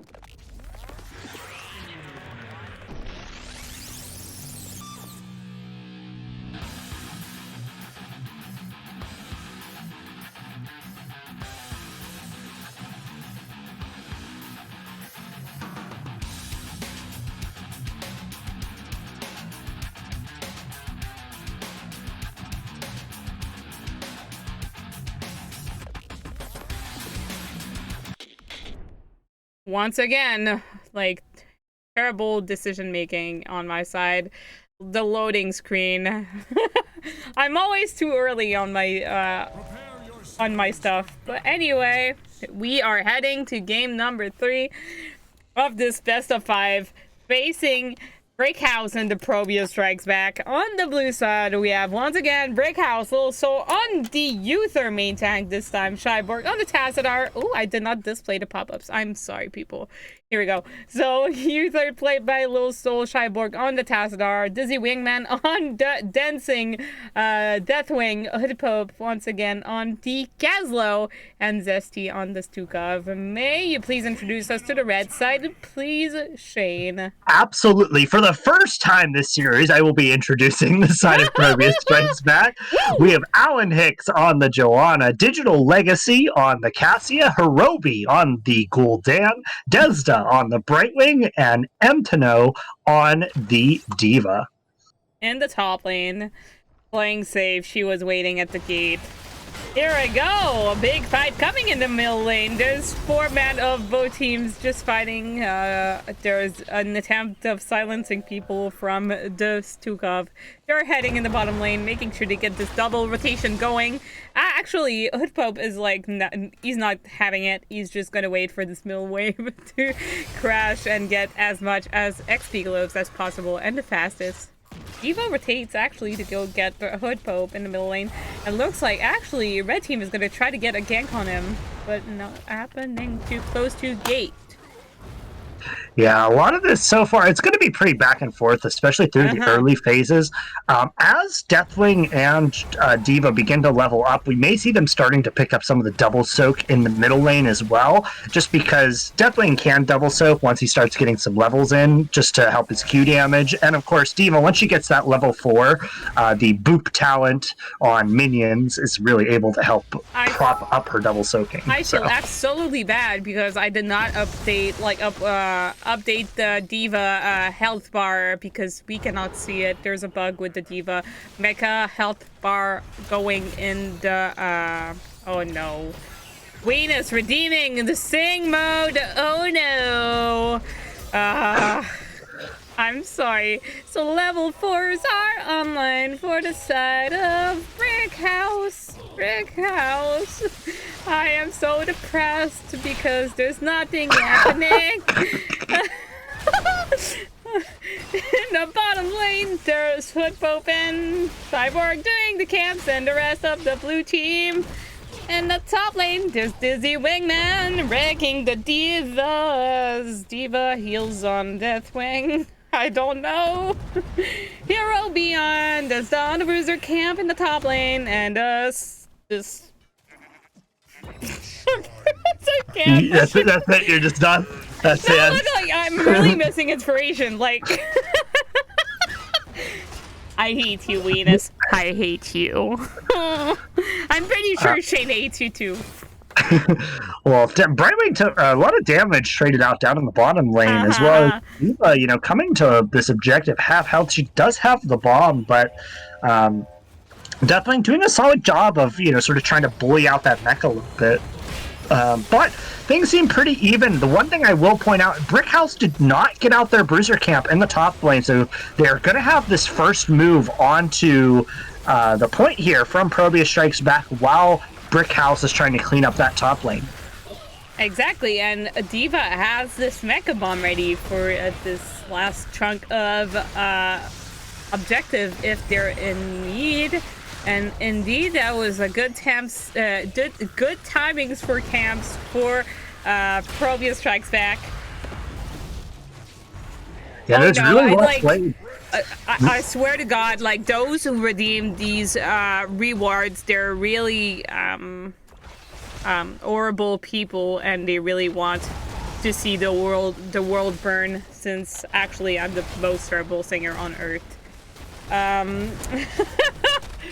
And this Immortal actually gonna be doing a lot of damage on this bottom fort, like being the mortar punisher.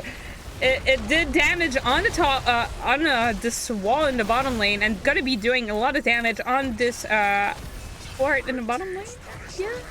Yeah, I'm very surprised to see Gazla go in the mid lane and soak during that objective. With Tassadar as your only damage source, you didn't quite really clear it until bot wall, and most of the fort now is gone. Honestly, a lot of this just comes down to ProBUs getting their camp out. That's a lot of damage though in the middle lane. Cassia looks like she might go down here. Is not gonna make it out alive. Out of the Hicks Eater is gonna be like 2 kills down, 2 picks down on the side of the ProBUs Strikes Back. Yep. It's so hard to talk about anything in these games. It's like non-stop action, back and forth. Jeez. Yeah, and there's a lot of camps. Calm down for a second, everyone. We gotta talk about stuff. But no, I mean, it was just well played there. They got their camp out. It forced Deathwing to anchor the top lane to clear it, and then, you know, ProBUs just moved onto the camp onto the objective immediately and got it out. And so far, the macro of this game definitely looking strong from the ProBUs Strikes Back. Yep, and there's a lot of camps to be taken on that map, so everything, I feel like, once again, everything we're gonna have to say is like, oh yeah, they're taking camps. Like, it's not as bad as like Garden of Terror, but you know. You mean Garden of Camp? Yeah, that. And level 10s are online for Brickhouse. Woo! So already 2 picks down once again for the Brickhouse team in the bottom lane. They ended up killing that that Gul'dan instead of Gazlo. Wow, I was gonna say Gazlo. Man, I need an instant replay there. What happened? Uther just like walked up into the middle of 3 people and de-stormed all of them. I don't even know how he was able to find that, but the follow-up there from Brickhouse was right on the money. The black hole out from the Gazlo followed up by the silence, and by the way, it's a 1-2-3 punch there, and 2 kills going down for ProBUs. I was gonna say, by the way, red team doesn't have 10 yet, but as I said that, as you finished, like, there's the ProBUs Strikes Back that got their level 10. And actually, we're going to see Blink Hill once again for the Bright Wing. There's Horrify coming for the Gul'dan. Micro Missiles for the Diva, Lightning Ball, and Blessed Shield for the Joanna and the Cassia. And on the blue side, we have the Black Hole pick once again, and Gravel Bomb. Is it the swipe from the... yeah, it is the swipe for the Stukov. I don't know that wing all that much. Like, it is Bellowing so Roar. that's the Bellowing Roar, the fear talent. Usually it'll come out as a follow-up to Cataclysm, but I think that's the standard pick you see on Deathwing, so I'm glad to see it. But Brickhouse definitely not making the same mistake that they did the last objective, getting the early Shrine control here, and probably Strikes Back. It looks like they're just going to go for a push in the bottom lane and try and trade out a fort for it. Yeah, absolutely. I mean, it was already almost down, and they're going to push with it and take this advantage. I mean, it's a frozen Punisher. You cannot afford to give that one. I don't mind the decision just because they were in kind of an awkward spot macro-wise. It does force Gazlo now to go to the top lane in order to clear up that camp. The only thing I will say, they haven't been getting a lot of value out of the Diva Bomb so far. I don't actually think Diva's bombed right yet this game. No, they're holding it. I don't know why, though, but, I mean, they can get some value with it. And if they use it right now to do some damage to Punisher, I feel like it's going to jump on them. Oh, I mean, they have 15 seconds left. And, oh, the Punisher will be chasing Emtino, but, like, not really. They're gonna hop in back and back like nothing happened. And, looks like the Frozen Punisher is gonna be, oh, jumping on the Joanna and killing the Joanna. Cassia goes down, the Mecha goes down, and the Diva as well. So it's a triple kill on the side of the Brickhouse to the ProBUs Strikes Back. Really good fight over here, taking the advantage, the fact that they got the Frozen Punisher to help them push, and this mid fort is down, and I mean, it shows only that you need to be there at the objective and fight at the objective. Like right now, I think it's, I mean, the advantage is on the blue side right now, knowing that they have 14 right now and that ProBUs doesn't have 13 yet, so... I think the biggest issue there was it looked like there was some miscommunication. Joanna tried to pull the Punisher over the wall. Was Diva, I think. No, was it Diva? Yeah, Diva just happened to be too close when it happened, and so she took the jump, and because she took the jump, she was forced to burn bomb in a suboptimal spot, and then that just sort of led to Brickhouse being able to now wedge their way in with the Punisher, knowing the bomb was down, and finding that fight underneath the fort, which of course is turned off because it's a frozen Punisher. Both teams will be fighting at, now that they have both teams have 13, I think they're gonna have to fight over this siege cam, but they're not gonna do it. They're just gonna give it to blue team. Yeah, I think if there's a time to fight, ProBUs Strikes Back definitely wants to look for it now. They have all their ultimates up, so I would love to see them just look for something aggressive, maybe come in on a flank and try and find something, because their window to find this even talent tier fight is slowly dwindling. Yep, and 16 is gonna be ready soon for Brickhouse. And like they've been really but here showing... it comes though. Look at this positioning here. ProBUs Strikes Back wants this pick. I think they might be able to get it here. Oh, Fear has been used by the Gul'dan. There's also the Lightning Ball doing some damage on... Ooh! There's Little Soul going down. The Uther is down on the side of Brickhouse. It is the time to strike back. The probes. Yep. They don't find much, but they find something, and I was glad to see them look for that big five-man play down there in the bottom lane, catching Brickhouse staying just a little bit too long. And like I said, it's not much, but you know, every little bit of kills helps, and this might be enough for them to get to level 16 before this next objective phase. Ooh, I'm, in the top lane trying to interrupt that that wing from flying, but does not make it on time. Next objective phase should be spawning up, and as I'm saying it, there it is. So I think this is good news, though, for ProBUs Strikes Back. They're only about a half a level away. I think once they get this camp and maybe get another wave or two, they'll hit the level 16. Very important for them, and they have the bomb available. That might be the most important thing. Yep. I think they're in a good position to still contest this next objective phase. And I hope they won't hold this bomb some more, because, like, they really held it during the last times, and they only used it to clear the immortals-ish. Oh, Big Gul'dan silence on out. Gul'dan, and the gravel bomb landing on him. Explosion charge almost hitting him, and Brightwing does not make the phase shift. And now they're just kind of getting run down here. The Deathwing breathed fire a little bit too much. Oh, no, you can't stop. Just use ult there. Ooh. Oh, is that going to... Oh, barely doesn't die there. Getting in mech right on time. Ooh, that was close, actually. I don't know if she... I don't think she was stunned. She kind of just stood there in the flames and fired her laser, which definitely a very risky move.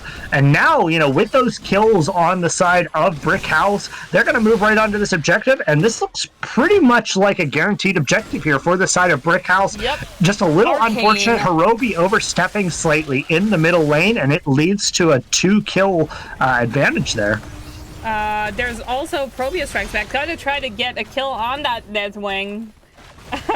Like, that caster really wanted to kill, but Arcane Punisher is gonna be going in favor of Brickhouse. That is gonna be pushing in the bottom lane, getting that fort down, and there's Cassia that is backing, and also D.Va, making sure that they get there on time and get that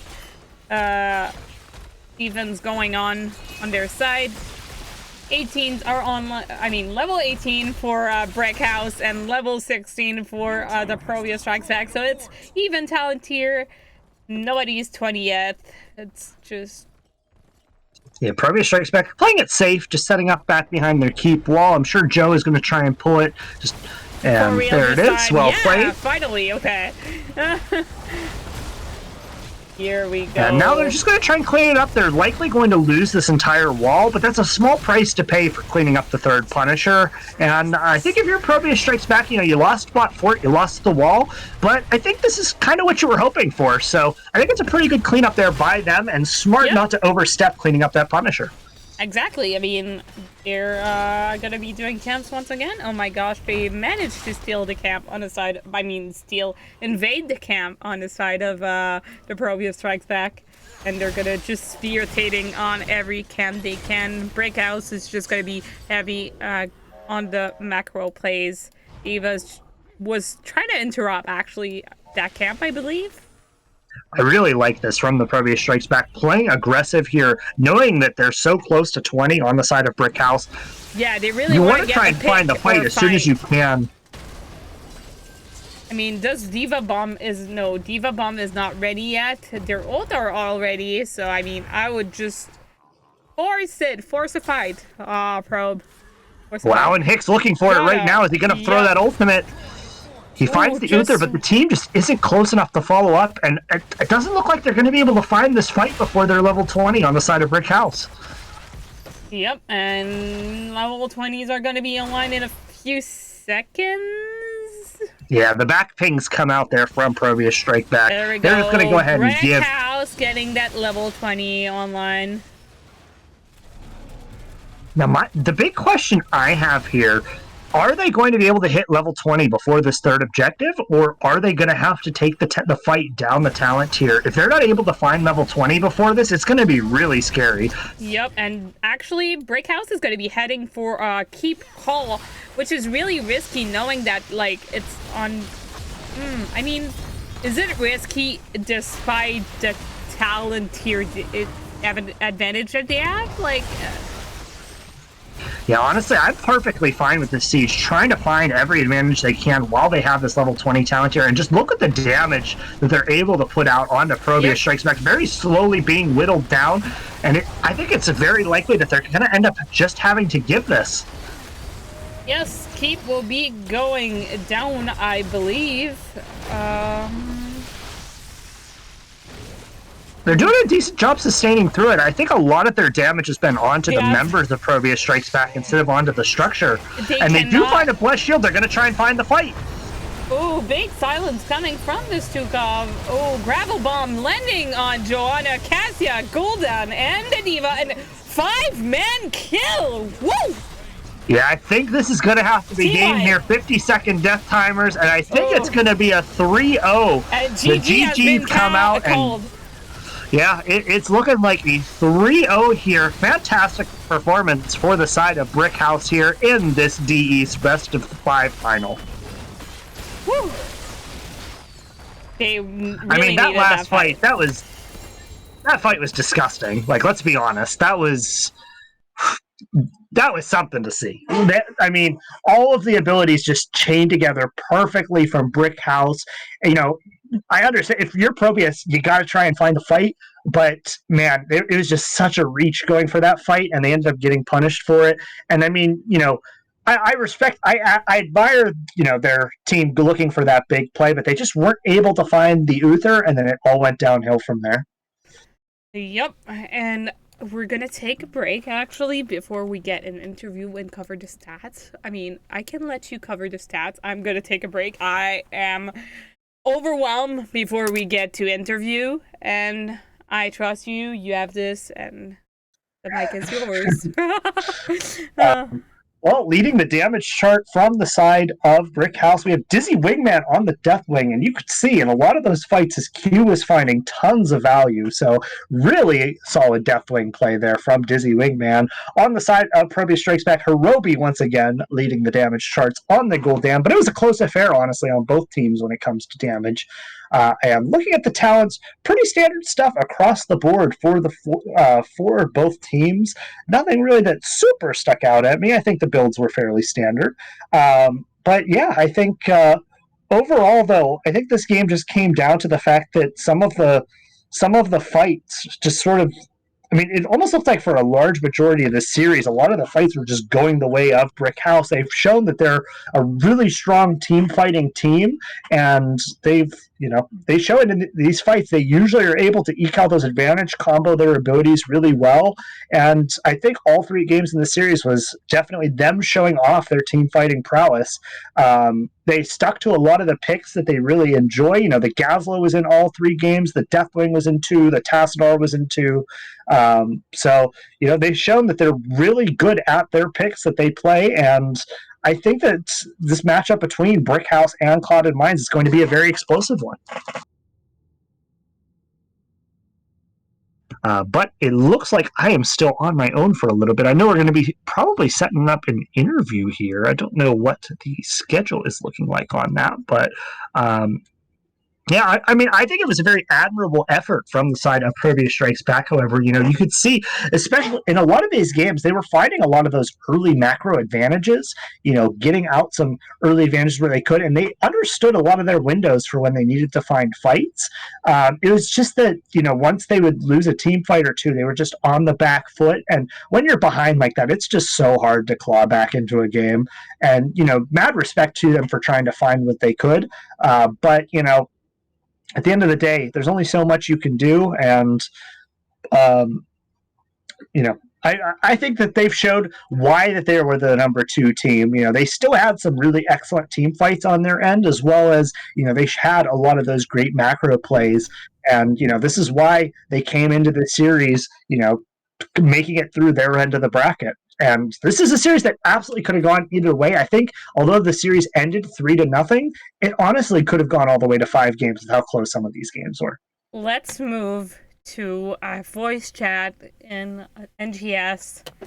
We're getting an interview with winner of this match. Let's go in lobby number 2. Wow. Give me a second. Right back.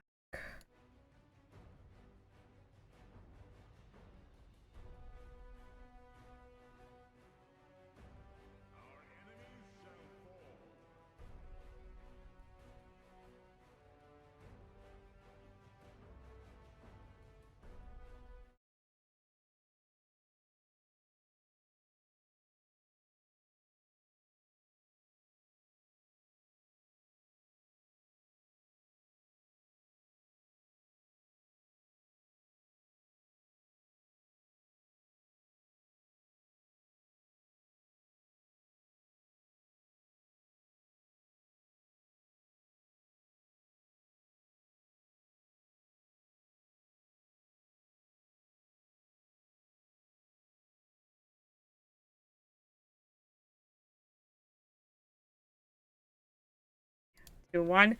Hello once again, everybody. The Lich Queen and Durshane Train, and winners of this Division D East finals. Actually, congratulations! I am speechless. Actually, Thank you. great Yeah, season. thanks so much. Yeah, that was a great season for you. Oh wow, that was a black screen actually. Woof. Uh-oh. Okay, I know why it was not working. I know why it was not working. Good. Is it Okay. under control? Are we good? No, yeah, we're good actually. I tried to fix like stuff while like I was not in studio mode, so basically everything was showing when I was it's working on changing. stuff. So yeah. Feels bad. Okay, so GG's for all your domination. That was a great, actually, I was expecting to have like at least 4 games. At least. And wow. Those were Yeah. games. Whew. Feels good. Oh, God. The first Nice work for them. They were not easy games. Oh What no. to say? I mean, the first thing. How does it feel coming out of being champions of Division D East? How does it feel after this series? Yeah. Oh, ahead. I don't know if I had anything ready. It feels good. We definitely worked hard for this. Spent a lot of time planning, a lot of time researching, a lot of time playing. So it feels good to have it all pay off. I believe that. I mean, like, you had a really good season. I casted a couple of your games. Like, those were always solid. And you even had, like, some wives in your group, like, doing the cast on your side. That was, like, fun to see as well. So, let's head to game number 1. The roster was Shyborg, Lil Soul, Dizzy, who was it actually? I think And Zesty and Oud Pope? Soul? You didn't say Soul? Yeah. Yeah, okay. I did say Soul. Okay. Okay, so you had the Gazo that was not banned during like any other games, like any games at all, like, and you had these double bruiser comps like from game number 1. Like that was the plan actually, I believe, right? Like Yeah, we know that they have a really good. We knew that Des is an amazing healer, and we knew that we wanted to try to take some healers away from them. And we thought that we could try to just win by extending the matches, and so that's why we wanted to go with that heavy kind of double bruiser frontline comp. Our goal was just to kind of try to make the fights last a long time, try to force their solo laner into multiple lanes. And just try to spread their attention that way. I think that worked well. I mean, you had that was Tomb of the Spider Queen. It seems like forever ago for some reason. I know 3 games is long. Tomb of the Spider Queen. Like, what happened there? There was a big team fights. Like, it was going both sides, if I can recall. Like, Shane, do you recall like how it went? Yeah, I remember it was fairly back and forth, at least for the first half of the game. It looked like there was a mayhem. you guys got ahead, I think, initially. Then ProBUs struck back, and then there was a fight though around. I think it was around the top turn-in where with you guys had Gazlo. that big wombo combo there. What did sort of the comms sound like during that big team fight there at the top turn-in? What was sort of your plan going into that, and then what did your comms sound like as the fight developed? Yeah, I think so. The first time they struck back with that really amazing cage, where we all got pretty caught off guard, and so we were trying to be hyper aware of that. So our tank caught the Gul'dan, and so I think the Sonya and the tank were able to get the Gul'dan, while the rest of the Wombo was getting set up. So we were super excited to get the pick, and then luckily I was able to hit the Sonya jump to finish him off. That was great. I mean, like the Sonya, they had to ban it. Like, when was it? Like they banned it. Games 2 and 3, it was banned. It was banned by Brickhouse, but I mean, I'm assuming it's just because ProBUs Strikes Back was first pick, and you don't want to give away a Sonya. So Right. Yeah. That's something they've, especially during the tournament phase of this season, they've been heavily prioritizing a first pick Sonya. And so if we didn't have first pick, we didn't want to get Sonya.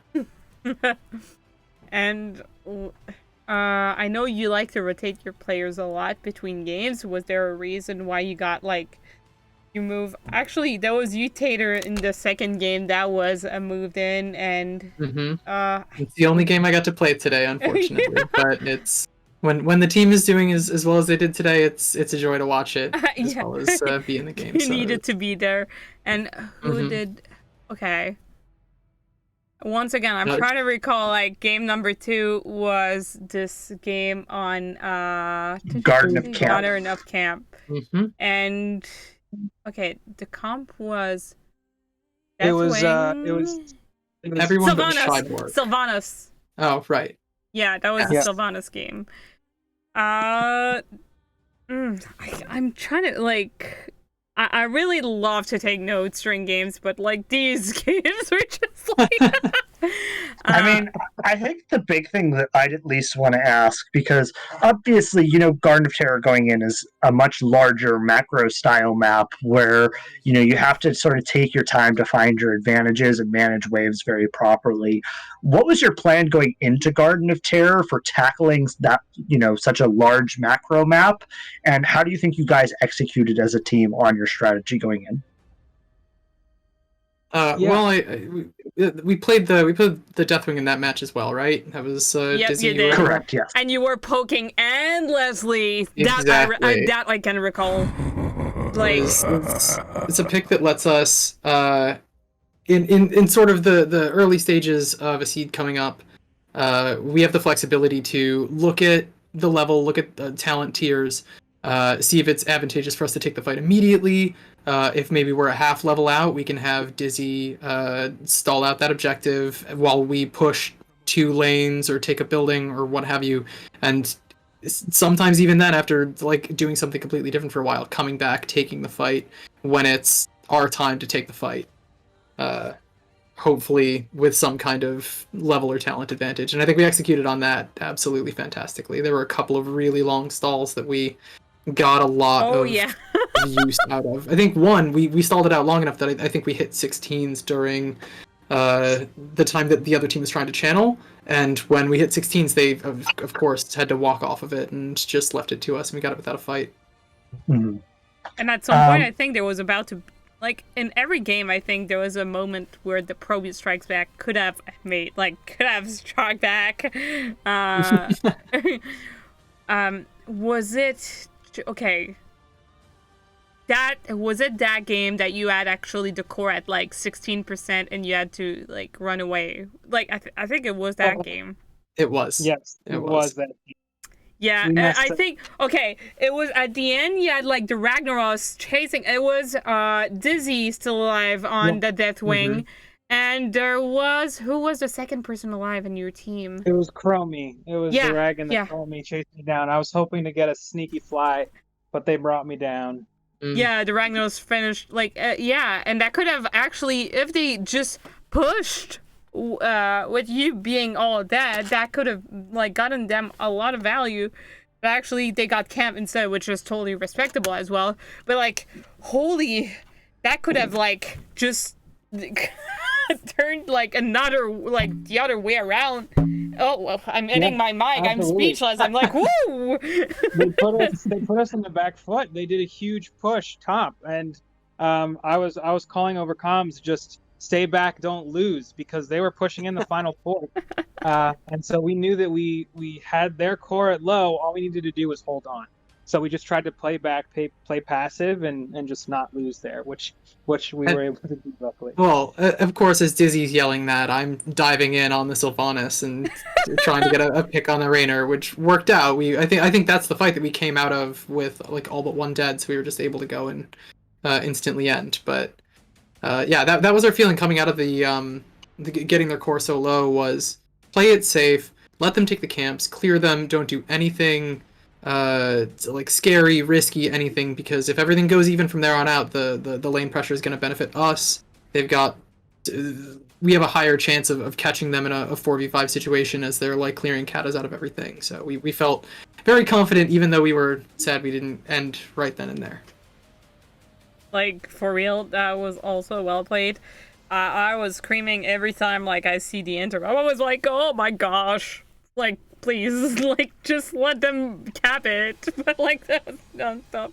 That was a nightmare for the ProBUs Strikes Back, to be honest. And really love to see that wing on that map. On, like, points that you need to cap, like, it's always amazing. For example, the Towers of Doom, which you banned, actually. That could have been great. Also, would like to mention... Oh, goal. I called it. Banned. Every game. Every game. Did you expect that to be banned against you once again? Yeah, we kind of did, but you made up your mind to it. We weren't sure. It could really go any way. Yeah, we were sad that we didn't get to play. Do you think that if they banned Cho more than they banned Gall, that might have been the deciding factor for them to win the series? Oh. Like, see the messages from Desda in chat telling us that she was banning Cho and Gall about evenly to make it so that neither of them felt jealous of the other, which I thought was quite kind. Okay. Yeah, I remember we brought it up actually in game number 2 because they banned Cho in the first and then Gall in the second. We're like, oh, good, they're showing them both some love with their bans. So spreading out the bans. And talking about that last game, actually, okay. A really question off the side. If you would have been playing 5 games, which map would you... Okay. So which map was not picked? If we go... That's super silly, actually, what I'm going to show. Volskaya, and some other things. I don't know. Okay, I'm going to show the maps, like... which actually...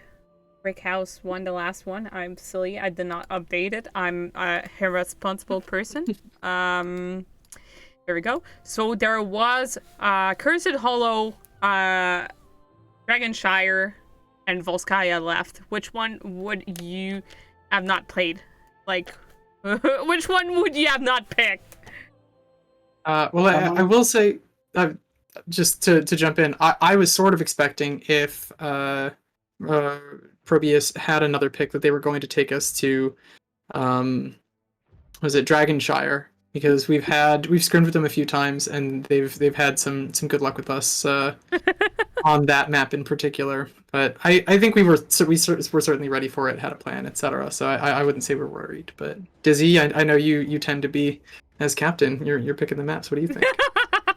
He's like completely ignoring you. He's just like, oh yeah, I play what I want. I don't care if you suck on these maps. I rock on them. Yeah, it's tough. As long as some of the bad maps are banned, then we're all right playing in any of the rest. So we try to get first pick when we can, and go from there. And they were so surprised about like your choice of going like of going first pick in the first. Was it you actually that went? They went with the map, so yeah, obviously you had first pick, and you decided to go map pick for this like 2 other games. Or no, that left them. Yeah, no, they were the one. They were the one to pick, so obviously they're not gonna give you first pick. Right. Because that's really what you want. So I mean, but yeah, like that was amazing to see like you both team in action, like and. Like that last game, we did not cover that last fight.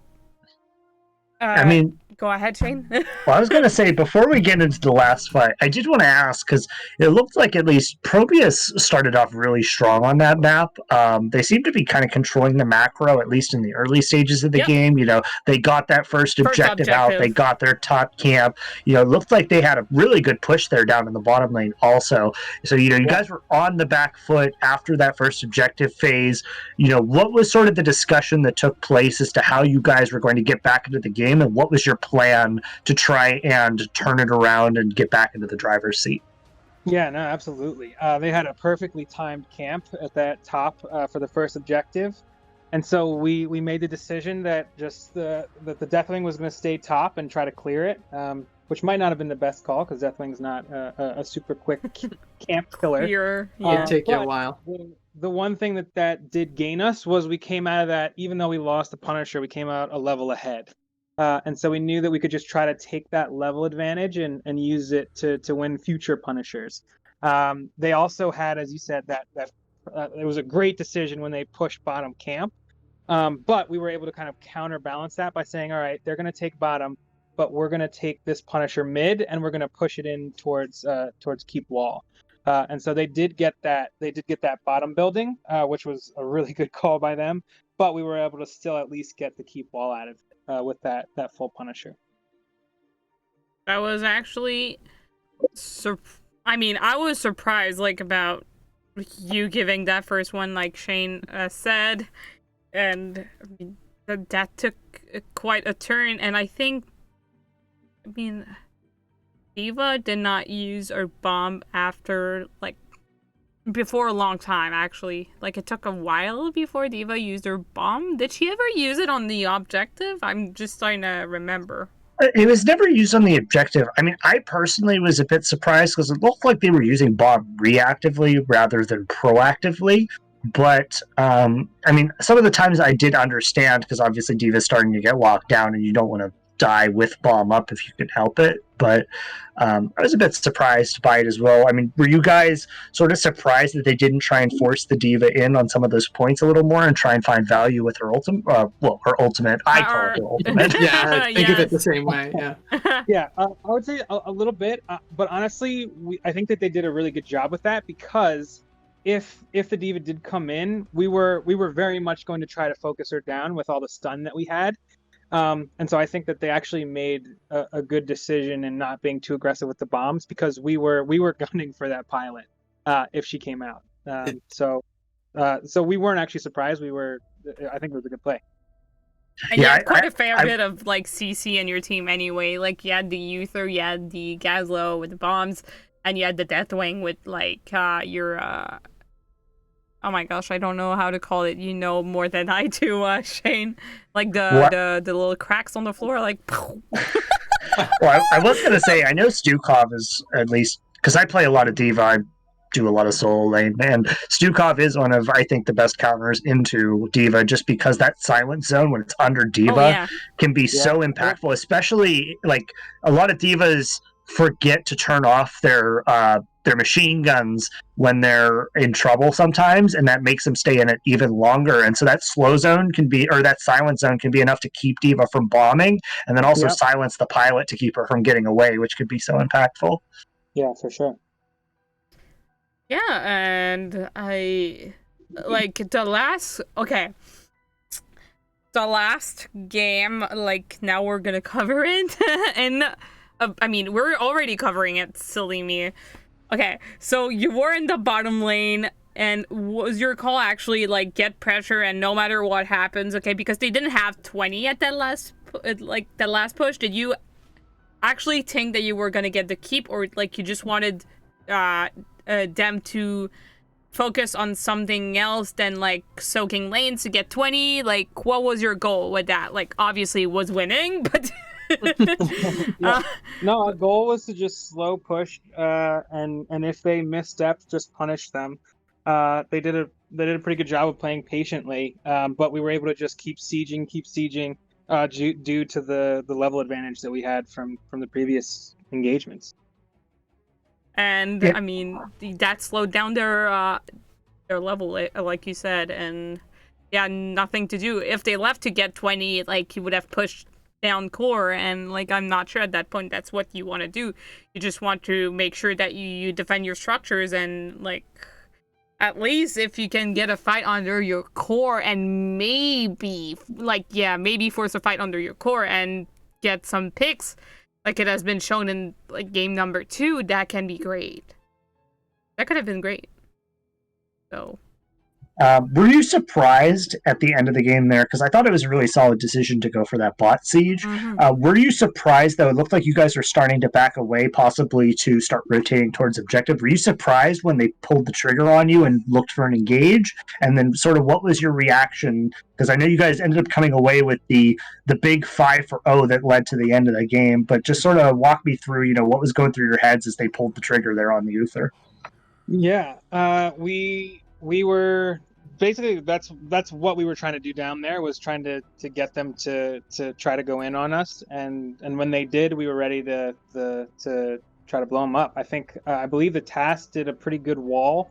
I wanted to mention that wall. The wall, I think really it all came down to that wall that saved Uther, made it so that we could just reset, wait for their stuns to clear, and then just take them all out. It was just a really good task wall. And yeah, that was my questions for game number 3. Do you have any more questions, Shane? I think that's about it for my questions. So I know. I have 2 last questions. I'm pretty sure you're excited to play Cloud & Mines during these finals between D East and D West, right? Absolutely. I mean, you knew it was them that won, right? Mm-hmm. I'm pretty sure, like, you need to be aware of these things. Like, just be ready. Hey, if we're winning, that's who we're gonna be facing, and I think that's gonna be a really great match to like actually watch. This is gonna be big, in my opinion.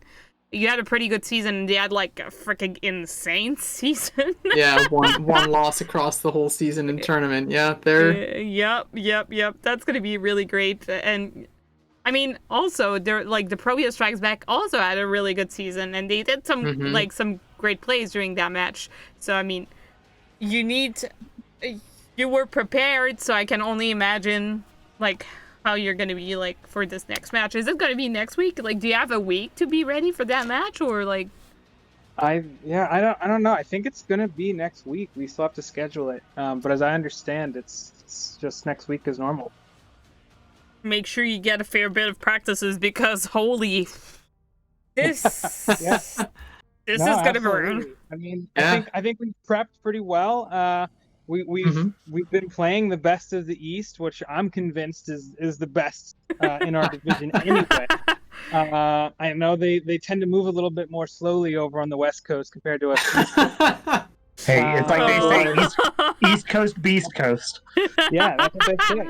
I would say our only regret is that we couldn't be the first ones to give them that big L.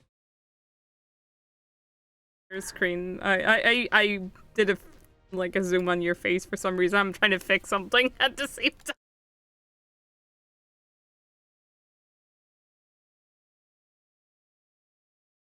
I'm sure it's very exciting playing a team, because Clouded Minds is a team that's been in the organization for quite a long time. A lot of seasoned veterans on that team, so I'm sure the both of you are going to give us an amazing series. Really going to be looking forward to that big matchup.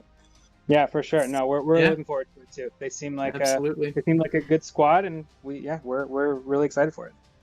Yeah, that's going to be really, really amazing to see.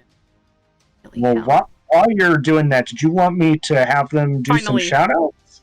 Or did you have another question? I have another question. I finally fixed your screen. You have no more, like, freaking gray screen on your side. It's gonna be amazing.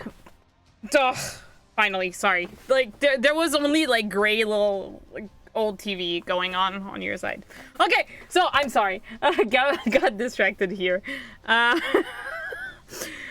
As usual, who is your MVP for every game? It can be in your team. It can be on their side. I mean, not the whole team. I say that every time, and people are like, "Oh yeah, my whole team is MVP." I'm gonna jump right in and say that I think Dizzy was the MVP of Game 3. So many clutch fire breaths that literally at the end killed 5 people and a mech to win the game at the end. It was absolutely beautiful Deathwing play. It was wonderful to watch. Yeah, I think it was probably Gazlo the second game. I would agree with that. Hood A Pope lot on of the gas huge low. yeah, a lot of huge bombs there. And then honestly, I was just breathing fire on minions all game one, so I couldn't even really tell you. It was not. I can tell you, it definitely was not the Deathwing. That's about it. Fair. You know what? On We didn't game have a number ton of 1? deaths. I think that it goes to. I think it goes to Zesty because people. There was a lot of death happening in those cages, and I think that our heals was just pumping up enough for us to stay alive. So I think game Yeah. one is Zesty. I would agree with that. Or maybe the Maiev from the other team. Was that That was solid, Harumi? actually. Or was Were that you digital? Were you expecting it? Because like when I did actually, okay, I totally fail at this, but I tried to make a highlight video like to be very cool and like, you know, we That's know awesome. very cool, like showing the freaking highlight videos, which I didn't do on time. But like every highlight videos I saw Mayev with like the Warden's cage, and I was like, oh my gosh, this is gonna happen. So were you expecting it when you did your scouting, or? It definitely came up. They pulled it out a few times, right about the middle of the season. Sort of around the time that they were maybe trying some roster shifting, role switching on their team. We had it in there as maybe one of their spicy picks they could pull out in a pinch, and they did. I can't say we did any particular preparation for the Maiev, just a whole lot of don't group up in comms. So.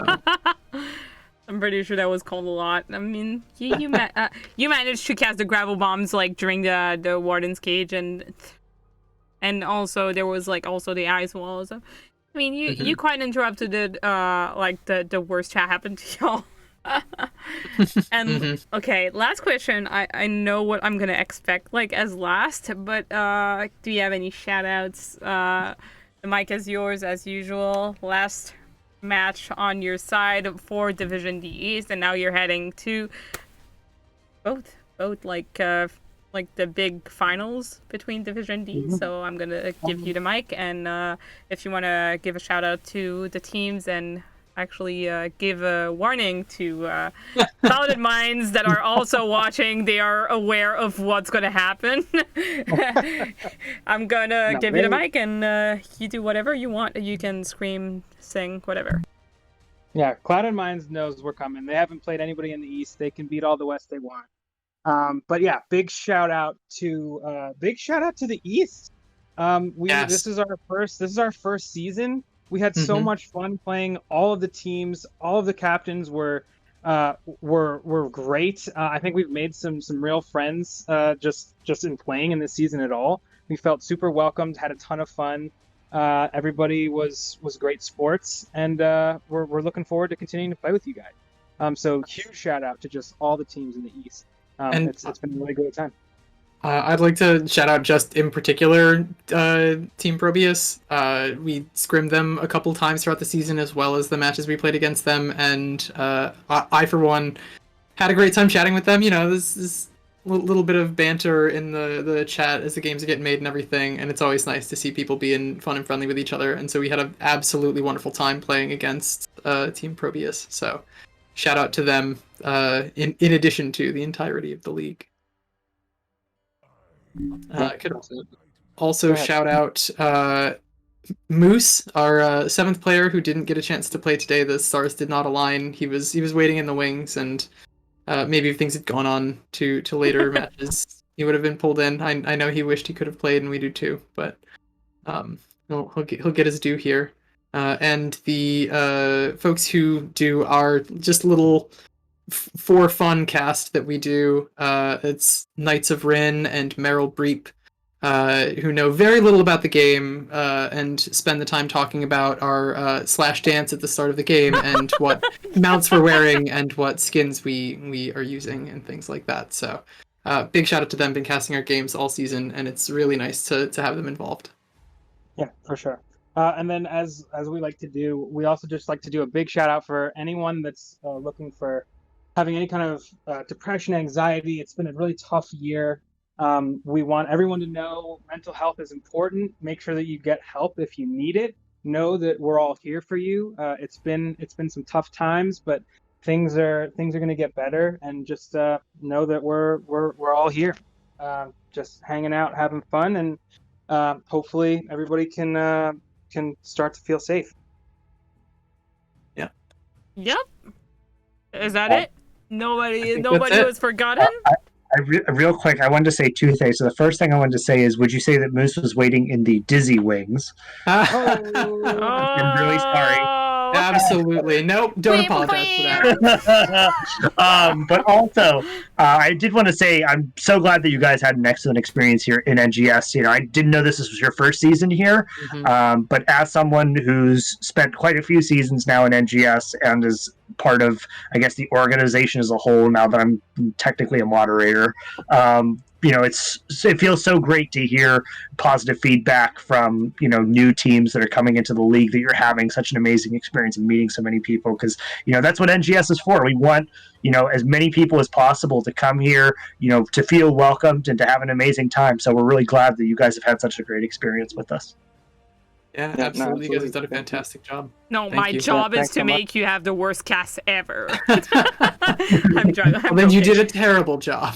Thank you. I did my job properly. No, you did a bad job at your job because it was not a terrible cast. Oh, shoot. I failed. Well, thank you for taking the time once again to give us this interview, give us those great matches. Cannot wait what you have to bring to Cloud and Mines. Be prepared because they are on fire, and yeah, like, this is gonna be great. We'll bring out that Deathwing and they'll really be on fire. Oh, I think they have a Deathwing player on their side, so who's gonna I've pick it noticed first? they do. Wink, wink. So we'll see who gets to it first. They have a murky player. It's I the mean, same the player. Murky player is the Deathwing one and that played Murky. Deadwing, so All right, guys. Well, thank you so much. Yeah, thank you. Yeah, we'll see you guys next time. thank you. All right, bye. Bye, Bye. y'all. That was it, ladies and gentlemen. That was the end of our interview with Division D East champions of this season 11 of NGS. It was a brick house, and I'm not gonna sing the song. I sang it off tonight, and I danced. So, they're going to be facing Cloud and Mines. I don't know when. Actually, it's going to be next week, and I don't even know who's going to be casting it. But it is something you want to watch, and it is going to be, like, very feisty, I think. Yeah, it's going to be a good matchup. I'm going to have to tune in and see, because D West is my division, so D West has to represent. I can say all I want about East Coast, Beast Coast, but West better represent, because it's my division. So. Thank you, actually, to everybody that came here to watch. GG's to the ProBUs Strike Zag. GG's to also Brickhouse that won tonight. I'm gonna just like name everybody that followed. Okay. Thank you for the follow, the Pobo Joe. I don't know who you are. Nema, you were not following me, but thank you for the follow. Thank you, Traxx, for the follow. Cannot wait to see you play next week against Brickhouse. Thank you, Hirakav, for the follow.